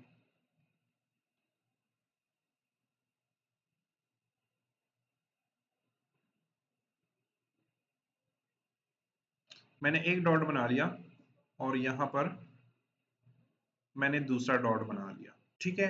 इनको मैं कनेक्ट कैसे करूंगा? लाइन से। तो ये मेरे पास एक लाइन आ गई, और इन दोनों को मैंने कनेक्ट कर दिया, ठीक है। फिर मैंने यहाँ पर दो और डॉट्स बना दिए, और यहाँ पर भी एक डॉट बना दिया। ये एक्चुअल में 3D और 2D कॉन्सेप्ट को भी क्लियर करता है, यही चीज, ठीक है। तो ये मैंने दूसरा वो बना दिया। अब इनको कैसे कनेक्ट करूंगा? लाइन से ना। तो मैं जाता हूँ यहाँ पर, अगेन ये वाला लाइन ड्रॉ कर लेता हूँ, ये वाला भी ड्रॉ कर लेता हूँ, और ये वाला भी ड्रॉ कर लेता हूँ, ठीक है। अब मुझे ना इसको बॉक्स की शेप देनी है। तो मैं अगर फॉर एग्जांपल एक लाइन यहाँ पर ड्रॉ कर दूं ऐसे करके, और एक लाइन यहाँ पर ड्रॉ कर दूं, ठीक है, और फिर यहाँ पर भी पॉइंट्स बनाओ, जैसे फॉर एग्जांपल यहाँ पर, और मैंने यहाँ पर भी पॉइंट बना दिया, तो हम इनको भी तो कनेक्ट कर सकते हैं लाइन के थ्रू। ठीक है, इट्स ओके, मेरा बॉक्स थोड़ा टेढ़ा मेढ़ा है, ठीक है। मैं एक यहाँ पर भी तो पॉइंट बना सकता हूँ, ठीक है, और यहाँ पर भी मैं लाइन ड्रॉ कर सकता हूँ, और यहाँ पर भी ड्रॉ कर दिया। एक बॉक्स की शेप नजर आ रही है कि नहीं आ रही? ठीक है। इस तरह आपके पास जितने भी एनवायरनमेंट, जितने भी बॉक्स, क्या क्या बोले, बोला करो, कोई मसला नहीं। आपके पास जितनी भी चीजें हैं 3D टाइप की चीजें, वो सारी इन तीन चीजों से मिलकर बनती है, ठीक है। अब ये मैं आपको दिखाता भी हूँ, ये तो जस्ट मैंने आपके सामने इमेज ड्रॉ किया ना। अब जैसे ये बॉक्स है और मुझे इसमें चेंज, अब अगर आप मॉडिफिकेशन करोगे ना, तो आपने इन तीन चीजों के थ्रू करनी है, या तो वर्टेक्स के थ्रू करनी है, या एजेस के थ्रू करनी है, या फेसेस के थ्रू करनी है। सॉरी, मैंने उधर फेस बनाया नहीं, ये नहीं है।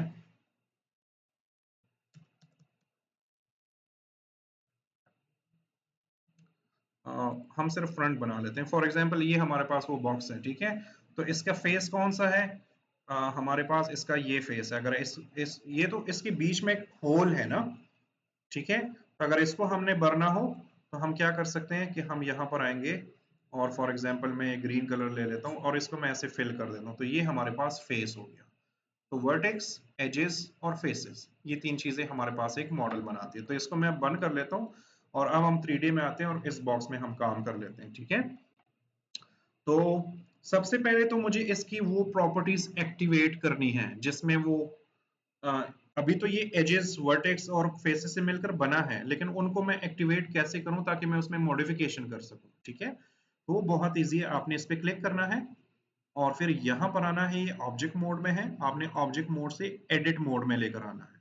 तो जैसे ही आप एडिट मोड में लेकर आएंगे तो आपके सामने देखें इसका डिजाइन थोड़ा सा चेंज हो गया, या डिजाइन तो नहीं लेकिन कलर थोड़ा सा चेंज हो गया, ठीक है। अब आप इसको अगर गौर से देखो, आपको दिख रहे हैं ना इसमें एजेस, वर्टिसेस और फेसेस, ठीक है। ये देखिए ये छोटे छोटे ये वर्टिसेस हैं, ये हमारे पास फेस है और ये हमारे पास एजेस हैं। तो फॉर एग्जांपल मैं इसका एक वर्टेक्स जो है वो चेंज करता हूँ, पोजीशन चेंज करता हूँ, कुछ भी करता हूँ। तो मैं जाता हूँ यहाँ पर, इस पे क्लिक करता हूँ और ये इस तरह सेलेक्ट करता हूँ, ये एक पॉइंट, और इसको क्लिक कर लेता हूँ, ठीक है। यहाँ पर भी देखें आपके पास तीन चीजें हैं, वर्टिसेस, एजेस और फेसेस। तो मैं अगर इसको सेलेक्ट करूं, इस एक वर्टेक्स को, और मैं इसको ऐसे मूव करूं या ऐसे नीचे की तरफ मूव करूं, तो आपके पास शेप चेंज हो रही है कि नहीं हो रही? एक नई शेप सर आप बनेगी फिर से ना। एक्सप्लेन करना। जी, सर फिर से एक्सप्लेन करना। क्या करना है? सर फिर से एक्सप्लेन कर दे। यार स्क्रीन शेयर तो हो गई थी ना, स्क्रीन तो नो शेयर सर, है। मैं कह रहा हूँ फिर से एक्सप्लेन कर दे। हाँ हाँ, मैं करने लगा हूँ, डोंट वरी डोंट वरी, मैं अभी जान छोड़नी थोड़ी है मैंने आप लोगों की, अभी तो 3 महीने आपके मेरे साथ। अच्छा, ठीक है। ये हमारे पास एक वर्टेक्स हो गया। अगर हम यहाँ पर आते हैं और इसको ऐसे सेलेक्ट करते हैं और इसको नीचे की तरफ लेकर आते हैं, तो देखिए हमारे पास शेप चेंज हो गई। अगर फॉर एग्जांपल मैं इसको सेलेक्ट करता हूँ और इसको ऐसे ऊपर करता हूँ, तो हमारे पास शेप चेंज हो गई, ठीक है। फॉर एग्जांपल इसको मैं, चले इस तरफ मोड़ देता हूँ। अब देखें वही बॉक्स था ना, लेकिन हमारे पास एक और टाइप की शेप नजर आ रही है, ठीक है। इस तरह सेम अगर मैं कंट्रोल जेड कर दूं, मैंने सारी वर्टिसेस वापस कर दी, और फॉर एग्जांपल अब मैं एजेस में काम करना चाहता हूँ, ये तो वर्टिसेस थी ना, अगर मैं एज में चेंजेस करना चाहता हूँ तो मैं अगेन यहाँ से ऑब्जेक्ट मोड में, एडिट मोड में आऊंगा, और ये यहाँ पर देखें हमारे पास एज है, आप इस पे क्लिक करोगे, तो अब अगर आप इस पे क्लिक करोगे तो हमारे पास सिर्फ एजेस ही सेलेक्ट होंगे। तो मैं अगर इस एज पे क्लिक करूँ तो ये देखें हमारे पास सेलेक्ट हो गया। अब इसको भी मैं मूव कर सकता हूँ, ठीक है। इसको भी मैं आगे पीछे लेकर जा सकता हूँ, और देखिए हमारे पास ओवरऑल शेप की जो क्या कहते हैं उसे, जो डिज़ाइन है वो हमारे पास चेंज हो रहा है। मैं अगर इधर जाऊं तो मैं इसको ऐसे भी कर सकता हूँ, ठीक है। ये हमारे पास इस तरह एजेस को भी आप चेंज कर सकते हो। यहाँ पर है हमारे पास फेसेस। अगर फेस को चेंज करना हो, फॉर एग्जांपल मैं चाहता हूँ कि ये वाला जो फेस है इसको मैं थोड़ा सा बाहर करूँ और इस वाले फेस को मैं थोड़ा सा छोटा भी करूँ, ठीक है। तो इसको मैं छोटा कर रहा हूँ, फॉर एग्जांपल ये माउस बहुत तंग कर रहा है मुझे, ये देखें मैंने ऐसे कर दिया। फॉर एग्जांपल हमारे पास ये वाला फेस है, इसको मैं सेलेक्ट करता हूँ और इसको मैं थोड़ा सा ऐसे कर लेता हूँ। ये वाला फेस है, इसको मैं चलो रोटेट कर लेता हूँ ऐसे करके, तो हमारे पास एक डिफरेंट शेप आ रही है। सेम बॉक्स था लेकिन उसके डिफरेंट जो तीन चीजें थी, तीन प्रॉपर्टीज थी, वर्टिसेस, एजेस और फेसेस, उन तीनों में से आप कोई भी सेलेक्ट करोगे वो अपने हिसाब से उसमें चेंजेस लेकर आएगा, ठीक है। तो इस तरह हमारे पास, फॉर एग्जांपल मैं वापस ऑब्जेक्ट मोड में जाता हूँ, और इस जब आप ऑब्जेक्ट मोड में जाते हैं ना तो इसके वो वाली प्रॉपर्टीज डीएक्टिवेट हो जाते हैं, ठीक है। तो इसको मैं डिलीट कर देता हूँ और मैं जाता हूँ यहाँ पर, फॉर एग्जांपल मैं इस मरतबा स्फेयर ले लेता हूँ, ठीक है। और ये मेरे पास एक स्फेयर नजर आ रहा है, इसमें भी सेम प्रॉपर्टीज हैं। आप इस पे क्लिक करो, यहाँ पर आओ एडिट मोड में, और देखें आपके सामने ये इस तरह की ग्रिड बन गया। और अब अगर आपने वर्टिसेस में काम कर रहे हैं तो आप उस पर क्लिक करेंगे तो यहाँ पर वो ब्लैक ब्लैक वर्टिसेस आपके सामने एक्टिवेट हो गई। तो फॉर एग्जांपल मैं यहाँ से कुछ वर्टिसेस सेलेक्ट करता हूँ और इनको ऐसे मूव करता हूँ, ठीक है।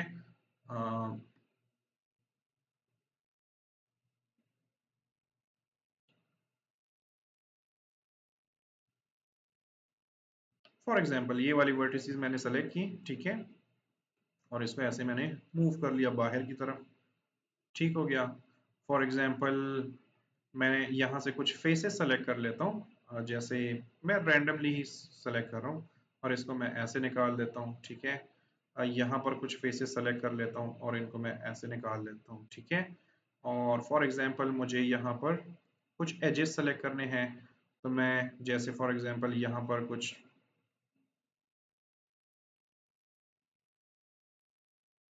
ये मैंने कुछ एजेस सेलेक्ट किए, तो इनको ऐसे करके मैं कुछ और शेप बना सकता हूँ या ऐसे करके कुछ और शेप बना सकता हूँ, ठीक है।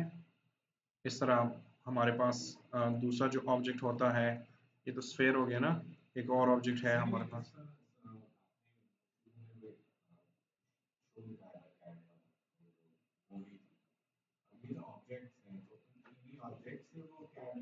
हाँ हाँ हाँ हाँ।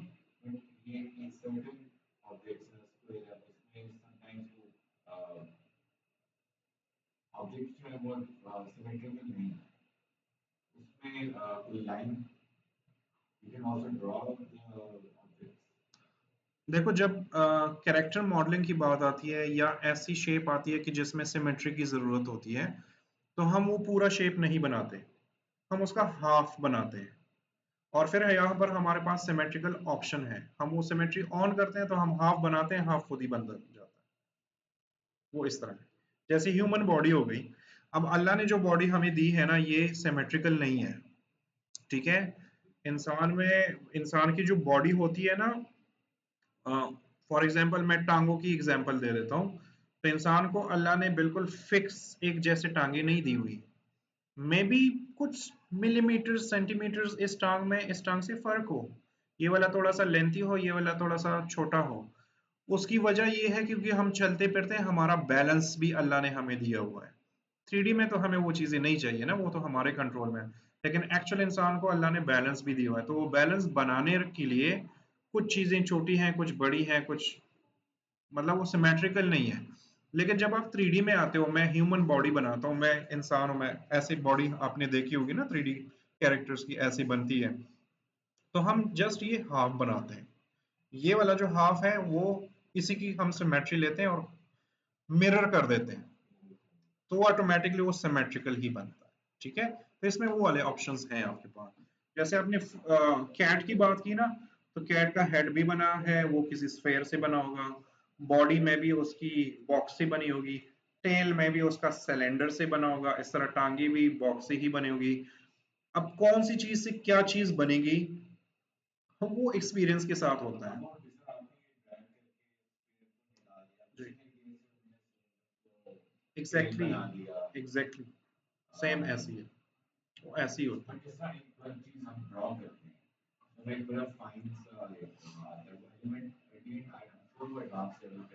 वो तो फिर आगे आगे जब हम जाते जाएंगे ना, इसमें फिर हम एक्सट्रूजन करते हैं, बेवलनेस करते हैं, एडिट मेश एक ऑप्शन होता है, वो जब उधर जाएंगे तो फिर आपको रियलाइज हो जाएगा कि ये क्या क्या चीजें हैं, ठीक है। लेकिन वो थोड़ा सा, आपकी बात सही है, थोड़ा सा इससे एडवांस लेवल है।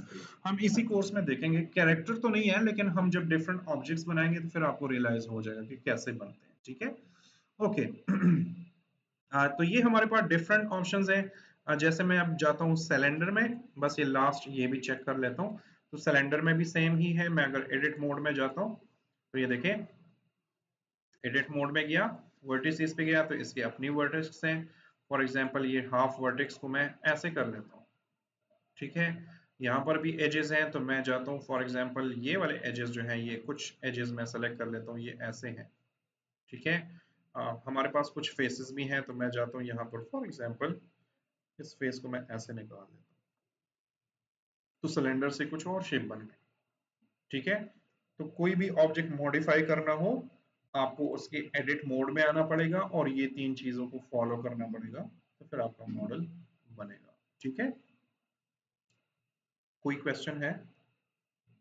आज सिर्फ इंस्टॉल कर लो, थोड़ा सा ये चीज़ों को देख लो कि क्या क्या चीज़ें हैं, कौन कौन सी चीज़ें हैं। मतलब यहाँ पर आओ, इसको मैं ऑब्जेक्ट मोड में करता हूँ।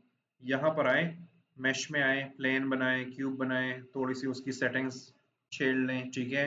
ये वर्टिसेस या जो एडिट मोड है वो एक्सेस कर लें, और थोड़ा सा टेढ़ी मेढ़ी सी कुछ अपना चीजें बनाएं, थोड़ा सा अपने माउस और अपने हाथों को आदी करें कि अगर मैंने नेविगेशन करनी हो, कुछ चीज रोटेट करनी हो, छोटी बड़ी करनी हो, तो वो वाले ऑप्शंस आज आप देख लो, ठीक है।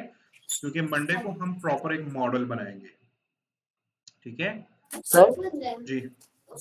सर मैंने 3-4 शेप्स एक साथ कर दी, तो ये सही तरह वर्टिसेस नहीं काट रहा। बेटा अभी तो हम काट ही नहीं रहे, अभी तो हम जस्ट चीजें ट्राई कर रहे हैं। मैं आपके सामने बनाता हूँ, देखो, स्फेयर हो गया, सर्कल हो गया, इवन टोरस भी हम ले लेते हैं, ठीक है। और मैं इनको अलग अलग कर देता हूँ ऐसे करके।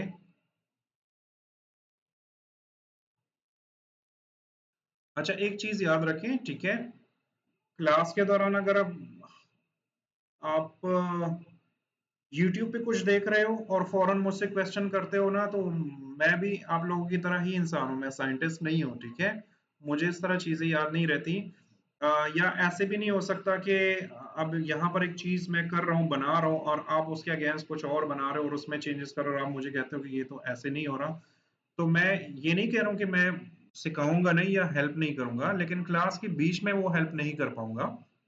कल मैंने आपको बोला था ना कि अगर आपको मुझसे कोई क्वेरीज चाहिए, कुछ भी हो, तो आप टीम व्यूअर या एनीडेस्क वगैरह इस तरह के सॉफ्टवेयर इंस्टॉल करें, मुझसे कनेक्ट हो, जो भी आप बनाना चाहोगे, जिसमें भी प्रॉब्लम होगी मैं सॉल्व करूंगा, ठीक है। तो अब हमारे पास देखो डिफरेंट चीजें हैं, जिस तरह भाई पूछ रहे हैं। तो एक टाइम पे एक ही चीज को आपने एडिट करना है, ठीक है।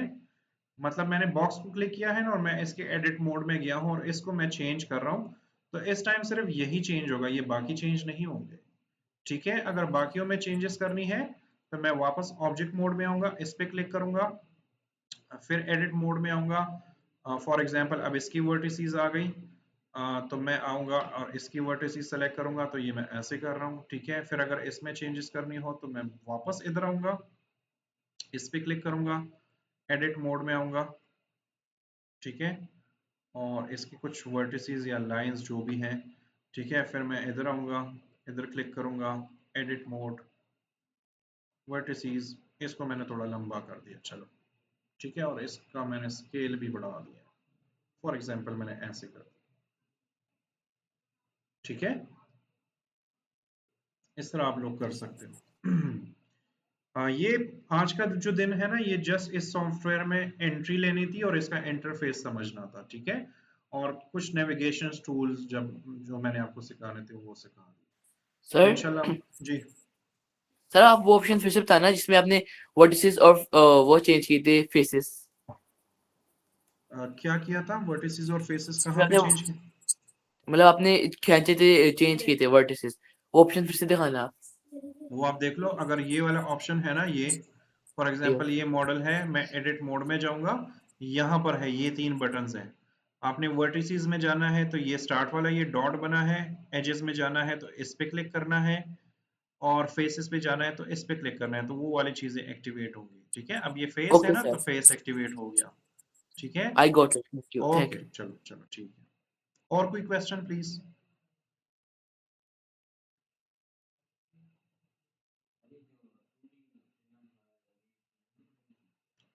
नहीं, 2D के लिए और सॉफ्टवेयर्स हैं, लेकिन ब्लेंडर में भी ये क्वालिटी है कि अगर आप 2D एनिमेशन कुछ बनाना चाहते हो तो आप बना सकते हो बड़े आराम से।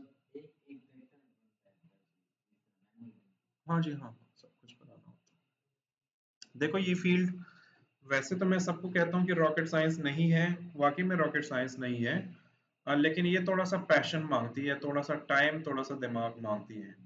वो थोड़ा यूज करोगे। अब आजकल स्टूडेंट्स कहते हैं जी वीडियो एडिटिंग तो हमने नहीं करनी, हम एआई से कर लेते हैं। तो ठीक है, आप एआई से कर लेते हो, लेकिन एआई फिर आपके वो पूरे काम नहीं करता। अगर वीडियो एडिटिंग इतनी इजी होती, एवाटार मूवी देखी है ना, मतलब टेक्नोलॉजी जितनी उस मूवी में यूज हुई है ना, तो आजकल आज तक किसी मूवी में इतनी टेक्नोलॉजी नहीं यूज हुई। फिर भी एंड में एक वीडियो एडिटर ने उसको एडिट किया ना। तो अगर एआई से होता तो वो लोग जिस लेवल पे हैं हम तो 50 साल पीछे हैं उनसे, तो वो कर लेते ना, एवेटार को फिर एआई में कर लेते हैं। लेकिन सारी चीजें पॉसिबल नहीं होती ना, वो आपको खुद मैनुअली सीखना।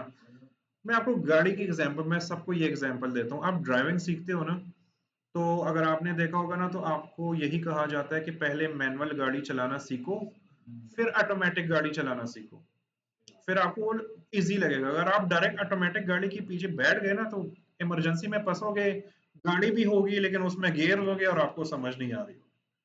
ठीक है, तो इस तरह मैं एआई के खिलाफ नहीं हूँ। मैं खुद एआई की कोर्सेज दे रहा हूँ अपने ऑफिस में, मैं एआई की ही प्रोजेक्ट्स कर रहा हूँ। मैं कह रहा हूँ कि आप मैनुअल भी सीखो, और फिर एआई में जब आप वो मैनुअल वाला काम एआई के थ्रू करोगे ना, फिर आप बहुत अच्छे तरीके से कर पाओगे। एक नॉर्मल अगर एक बंदा एआई का टूल यूज करता है ना, वो उस तरह यूटिलाइज नहीं कर पाएगा जितना आप लोग उसको यूटिलाइज कर पाओगे, क्योंकि आपको वो उनकी फाउंडेशंस का भी पता होगा कि यार यहाँ पर ये चीजें हमें चाहिए। ठीक है, इस तरह ये सारे सॉफ्टवेयर्स हैं। अब मुझे एक नया कोर्स मिलने वाला है यहाँ पर, कैरेक्टर मॉडलिंग और एनिमेशन का। लेट्स सी कि वहां पर कैसे स्टूडेंट्स आते हैं, वो क्या कहते हैं, वो उनकी बातें सुन लेते हैं। क्योंकि आज एक स्टूडेंट एडमिशन के लिए आया, तो वो कहता है जी एआई में तो बनते हैं, तो हम करेक्टर क्यों सीख रहे हैं। तो मैंने कहा अगर एआई में बनते हैं, आप एडमिशन क्यों लेने आए हैं, एआई में बनाओ। ये बात होती है ना। लेकिन अगर वही वाला एआई करेक्टर आपको गेम में चाहिए, अब गेम्स में अगर आप कैरेक्टर लेकर जाते हो ना, तो उनके इतने सारे रूल्स हैं ना कि वो फॉलो करने होते हैं, तभी आपका प्लेएबल कैरेक्टर बनता है। अगर उसमें थोड़ा बहुत भी आप कमी पेशी करते हो, वो उधर एरर ही देगा। जैसे एक हमारे एक गवर्नमेंट का प्रोजेक्ट था जिसमें गेम बनाना था, टुक टुक रिक्शा के नाम से। ठीक है, टुक टुक रिक्शा के नाम से गेम बनाना था। मैंने उनको मॉडल बनाकर दिया, रिक्शे का मैंने मॉडल बनाकर दिया, क्योंकि वो जो टीम थी वो कह रही थी कि जी हमें आपके और एक्सपर्टीज नहीं चाहिए। वो थोड़ा सा ना, क्या कहते हैं उसे, प्राउडी तो नहीं कह सकते, लेकिन मतलब कुछ समझते थे वो पूरी टीम। तो उन्होंने मुझे कहा कि हमें आपकी और एक्सपर्टीज नहीं चाहिए, हमें सिर्फ रिक्शे का मॉडल दें। अब आपको पता है एलओडी समझते हो, एलओडी? देखो मैं आपको एक्स्ट्रा इन्फॉर्मेशन काफी सारी दे रहा हूँ। गेम्स तो खेली होंगी ना कभी, आपने देखा होगा कि पबजी हो गया, या डेल्टा फोर्स हो गया, या आईजीआई हो गया, या कॉल ऑफ ड्यूटी जैसे गेम्स हो गए, उनके कितने अच्छे अच्छे ग्राफिक्स होते हैं, कितने अच्छे अच्छे मॉडल्स होते हैं। लेकिन वो गेम आप खेलते हो मोबाइल पे, वो हैंग नहीं होता। उसमें कितने सारे कैरेक्टर्स होते हैं, पूरी दुनिया उन्होंने बनाई होती है, हजारों किस्म के मॉडल्स होते हैं, लेकिन वो हैंग नहीं होता। ठीक है, पीसी गेम हो गया, मोबाइल हो गया, इसके पीछे की टेक्नोलॉजी क्या है, किसी को पता है कि वो क्यों नहीं, वो किस तरह ऐसे रियल टाइम चल रहा है? टेक्नोलॉजी का पता है उसके बारे में कि क्या है? ओके, उस टेक्नोलॉजी को हम बोलते हैं एलओडी। ठीक है, एलओडी सिस्टम क्या होता है कि फॉर एग्जांपल मैंने गेम में ये मोबाइल बनाया है, ठीक है, तो इसके मैं 3 वर्जन्स बनाऊंगा, जिसमें से एक वर्जन बहुत हाई क्वालिटी का होगा, जिसमें बहुत ज्यादा पॉलीगन्स होंगे, या आपकी जुबान में बोलता हूँ पिक्सल्स होंगे, बहुत ज्यादा अच्छी क्वालिटी का। एक वर्जन मैं बनाऊंगा जो उससे 50% लेस होगा, क्वालिटी उसकी डाउन होगी। एक और वर्जन बनाऊंगा जो उससे ऑलमोस्ट 90% डाउन होगा। ठीक है, और फिर हम इसके साथ एक एक प्रोसेस करते हैं जिसको हम एलओडी बनाना कहते हैं, या एलओडी मैकिंग कहते हैं। तो एलओडी क्या करता है कि जब आप गेम में ये मोबाइल लेकर जाते हो, तो जब आप इस मोबाइल के करीब, आपका प्लेयर जो है जब इस मोबाइल के करीब जाएगा तो ये हाई क्वालिटी में होगा, जब वो इससे दूर जाएगा ना तो वो लो क्वालिटी वाला एक्टिवेट होगा। ठीक है, इस तरह गेम्स में जब आपका प्लेयर जा रहा होता है ना ऐसे, तो सामने जो नजदीक चीजें होती हैं वो हाई क्वालिटी में दिख रही होती हैं, लेकिन जब आप ऐसे देखते हो ना तो वो चीजें लो क्वालिटी की हो जाती है, जब आप वापस देखते हो वो फिर हाई क्वालिटी की हो जाती है। आपको फील नहीं होता, लेकिन ये बैक बैक एंड पे यही होता है। ठीक है, अगर आपने ऐसे मुंह घुमा लिया तो जो पीछे की दुनिया है ना वो सारी बहुत लो क्वालिटी में हो जाती है। ठीक है, इसको हम एलओडी सेटअप कहते हैं। उसमें करना क्या होता है कि हम लोग तो 3-3 बनाते हैं, जो अच्छे-अच्छे गेम्स हैं वो 8-8 मॉडल्स बनाते हैं, 8-8 वर्जन्स बनाते हैं। तो ये गेम्स इसलिए फास्ट प्ले होती हैं कि वो जैसी जिस जगह पे जा रहा है सिर्फ वही वाली जगह रैम आपके कंप्यूटर का कहा रही है, जैसे ही वो उस जगह से मूव करता है या इधर-उधर देखने लगता है, वो रैम फ्री कर देता है वो वाला एरिया। इसलिए इतने हैवी गेम्स जो होते हैं या इतने हैवी मॉडल्स होते हैं उसमें, और आपका कंप्यूटर हैंग नहीं होता, आपका मोबाइल हैंग नहीं होता, इस तरह एलओडी कहते हैं। तो ये किस्सा मैंने शुरू किया था वो गेम से। एक गवर्नमेंट के लिए हम एक गेम बना रहे थे, तो मैंने रिक्शा बना दिया। तो जब उन्होंने कहा ना कि हमें आपकी जरूरत नहीं है और हमें सिर्फ ये रिक्शा बना कर दो, मैंने कहा ओके। अब मुझे तो कॉन्सेप्ट क्लियर था, तो मैंने एक रिक्शे के 3 मॉडल्स बना दिए। उन्होंने क्या किया, वो डेवलपर्स थे, उनको फिर डिजाइन का पता नहीं था, उन्होंने वो जो सबसे हैवी वाला मॉडल था ना, उनको लग रहा था कि ये तो अच्छी क्वालिटी का है ना, तो बाकी दो इग्नोर करके वो अच्छी क्वालिटी वाला अपने गेम में डाल दिया। तो जब वो गेम में डाल दिया तो सारी कोडिंग शोडिंग उन्होंने पता नहीं कितने महीने कर ली।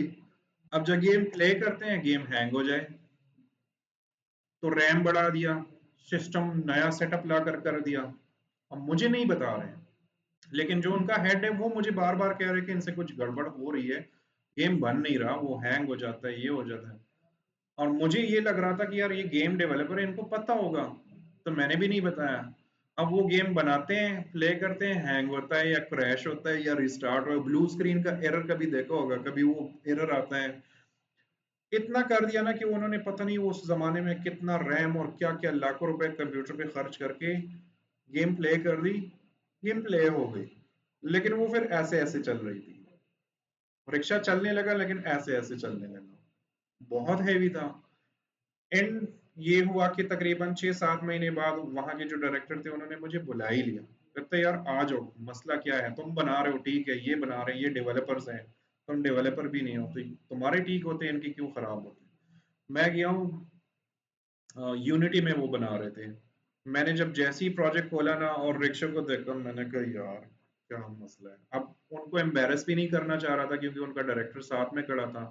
तो वहां पर एक डेवलपर था, मुझसे थोड़ा सा यंग था, मैंने उनको समझाया, मैंने कहा एलओडी सेटअप किया है। तो वो मेरे मुंह की तरफ देखने लगा कि I don't know what are you talking about. मैंने कहा हाँ, मैंने आपको 3 मॉडल्स दिए थे, आप लोगों ने वो बाकी 2 मॉडल्स का क्या किया। कहते सर वो तो हमने डिलीट कर दी, उसकी तो जरूरत नहीं थी, लो क्वालिटी। तो मुझे तब रियलाइज हुआ कि अच्छा, सारा गेम इधर ही है। फिर मेरे पास चूंकि वो कॉपी पड़ी थी, मैंने उसको एलओडी सेटअप करके दी। और मेरे ख्याल से उस टाइम 1 GB रैम था उस कंप्यूटर का जो जिस पे मैं कर रहा था, और गेम ऐसे मिसाइल की तरह चल रही थी। और सारे डेवलपर्स आ गए, जी हमने तो कोडिंग सही की है, आपका कैसे चल रहा है। हमने तो ऐसी कोडिंग की, कोई ऐसे कोडिंग की, कोई कह रहा है मैंने मास्टर्स किया है, कि कह रहा है मैंने तो एमएस किया हुआ है कोडिंग में, तो क्यों नहीं चल रही। फिर मैं मुझे उनको समझाना पड़ा कि अल्लाह के बंदो, सिर्फ डेवलपिंग नहीं है, डिजाइन भी सारी चीज है। आप इतना हैवी मॉडल आप रख रहे हो, वो सारी रैम वो खींच लेता है, तो सिस्टम कैसे रन होगा। तो सिस्टम को थोड़ा रैम दो। तो वो जब हमने एलओडी जैसे ही सेटअप किया, चीज चलने लगी। ठीक है। तो इस तरह हम जो यहाँ पर मॉडलिंग करेंगे ना, इसमें भी हमने इन चीजों का ख्याल रखना है कि हमने वो जो मॉडल एग्जैक्टली इसकी केस स्टडी, मैं तो एग्जांपल देता हूँ ये सबको।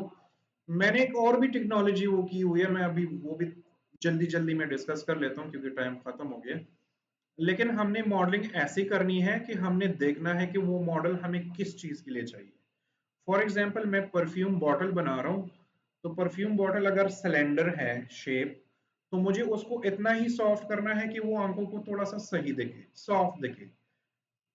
अगर वो सॉफ्ट भी दिख रहा है और मैं उसमें मजीद चीजें डाल रहा हूँ और इतना सॉफ्ट कर दूं कि वो फिर हिलाने के लिए भी मुश्किल हो, क्योंकि मैं एनिमेशन करूंगा वो फिर रुक रुक के ऐसे एनिमेट हो। तो हमने अपनी मॉडलिंग और अपनी चीजें जो है इस तरह कंट्रोल उसमें रखनी है। ये जो यहाँ पर मैंने आपको अभी वर्टिसेस और ये सारी चीजें एक्टिवेट कर ली, तो ये वर्टिसेस इस बॉक्स में ज्यादा भी हो सकती हैं, ये एजेस हम इसमें मजीद भी बढ़ा सकते हैं, ये फेसेस हम इसी सेम बॉक्स में मजीद भी बढ़ा सकते हैं। लेकिन हमने देखना है कि हमें जरूरत कितनी है, या हमें जरूरत है भी कि नहीं है। क्या उन चीजों के बगैर हमारा काम होता है, तो अगर होता है तो हमें जरूरत ही नहीं है। तो 3D मॉडलिंग की दुनिया में ये चीज याद रखनी है कि जो पॉलीगन काउंट होता है वो बड़ा कंट्रोल में रहना चाहिए। ठीक है। आज से 2 साल पहले अनरियल इंजन, अनरियल जो कंपनी है वो हर साल तो नहीं, हर 3 साल बाद वो करती है, एक कैंपेन लॉन्च कर दी है जिसमें अगर आपने अनरियल इंजन में कुछ बनाया है वो आप उधर भेजेंगे, अगर वो नॉमिनेट हो गया तो पाकिस्तानी 50 लाख रुपए इनाम है। ठीक है। उस पे तो पिछले 3 सालों से कंसेक्टिव ईयर से पाकिस्तानी ही जीत रहे हैं। इस्लामाबाद की कंपनी है जो एनिमेटेड बुरका एवेंजर्स देखी है, द लेजेंड ऑफ मार्कोर, एक मूवी इन्होंने बनाई है। वो श्रेक से कॉपी की है लेकिन और बहुत जबरदस्त, श्रेक से नहीं सॉरी, आइस एज जो मूवी थी उसी से कॉपी की हुई है, लेकिन बनाया इन्होंने खुद ही है। ठीक है। उसने अवार्ड जीता, फिर बुरका एवेंजर ने जीता, फिर उनका एक और प्रोजेक्ट था, मैं नाम भूल गया उसका, वो पाकिस्तानी ही जीत रहे हैं।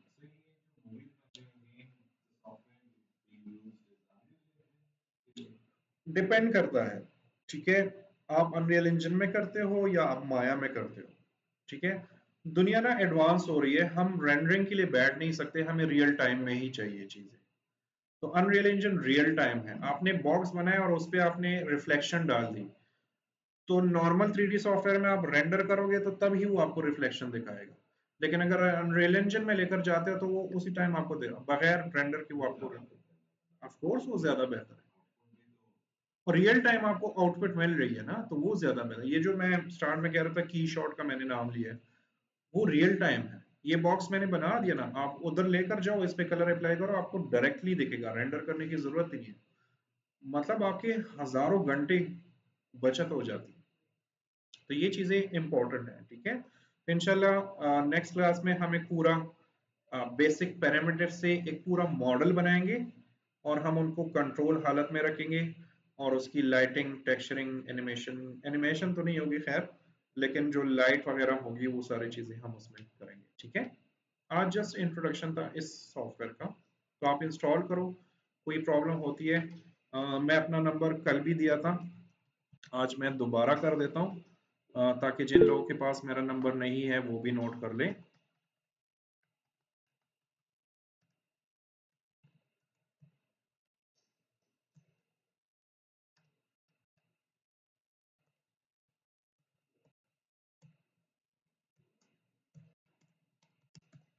ठीक है। इस पे आप लोग मुझे व्हाट्सएप कर सकते हो, सुबह 5 बजे से लेकर रात के 10 बजे तक। 10 बजे के बाद कोई मैसेज कर लो, मैं मैसेज से या कॉल, कॉल तो बिल्कुल नहीं करना, मैसेज कर लो, लेकिन उसकी रिप्लाई आपको अगले दिन मिलेगी। ठीक है। और आज मैं सबसे कह रहा हूँ, आप लोगों से भी, जो ऑनलाइन लोग हैं उनसे भी कह रहा हूँ कि आज मुझे अपना नाम पूरा और बैच, बैच का नाम और बैच नंबर, आपका बैच 2 है और मेरे ख्याल से मोशन ग्राफिक्स बूट कैंप है या कुछ नाम है। ठीक है। क्योंकि मेरे पास बहुत सारे मैसेजेस आते हैं स्टूडेंट्स के, तो मुझे फिर आइडिया नहीं होता, तो आपने बैच नंबर और नाम लिखना है, साथ में अपना नाम लिखना है, ताकि मैं आपको गूगल क्लासरूम में ऐड कर सकूं। ठीक है। चलो जो भी होगा, लेकिन मुझे भेज देना। ठीक है।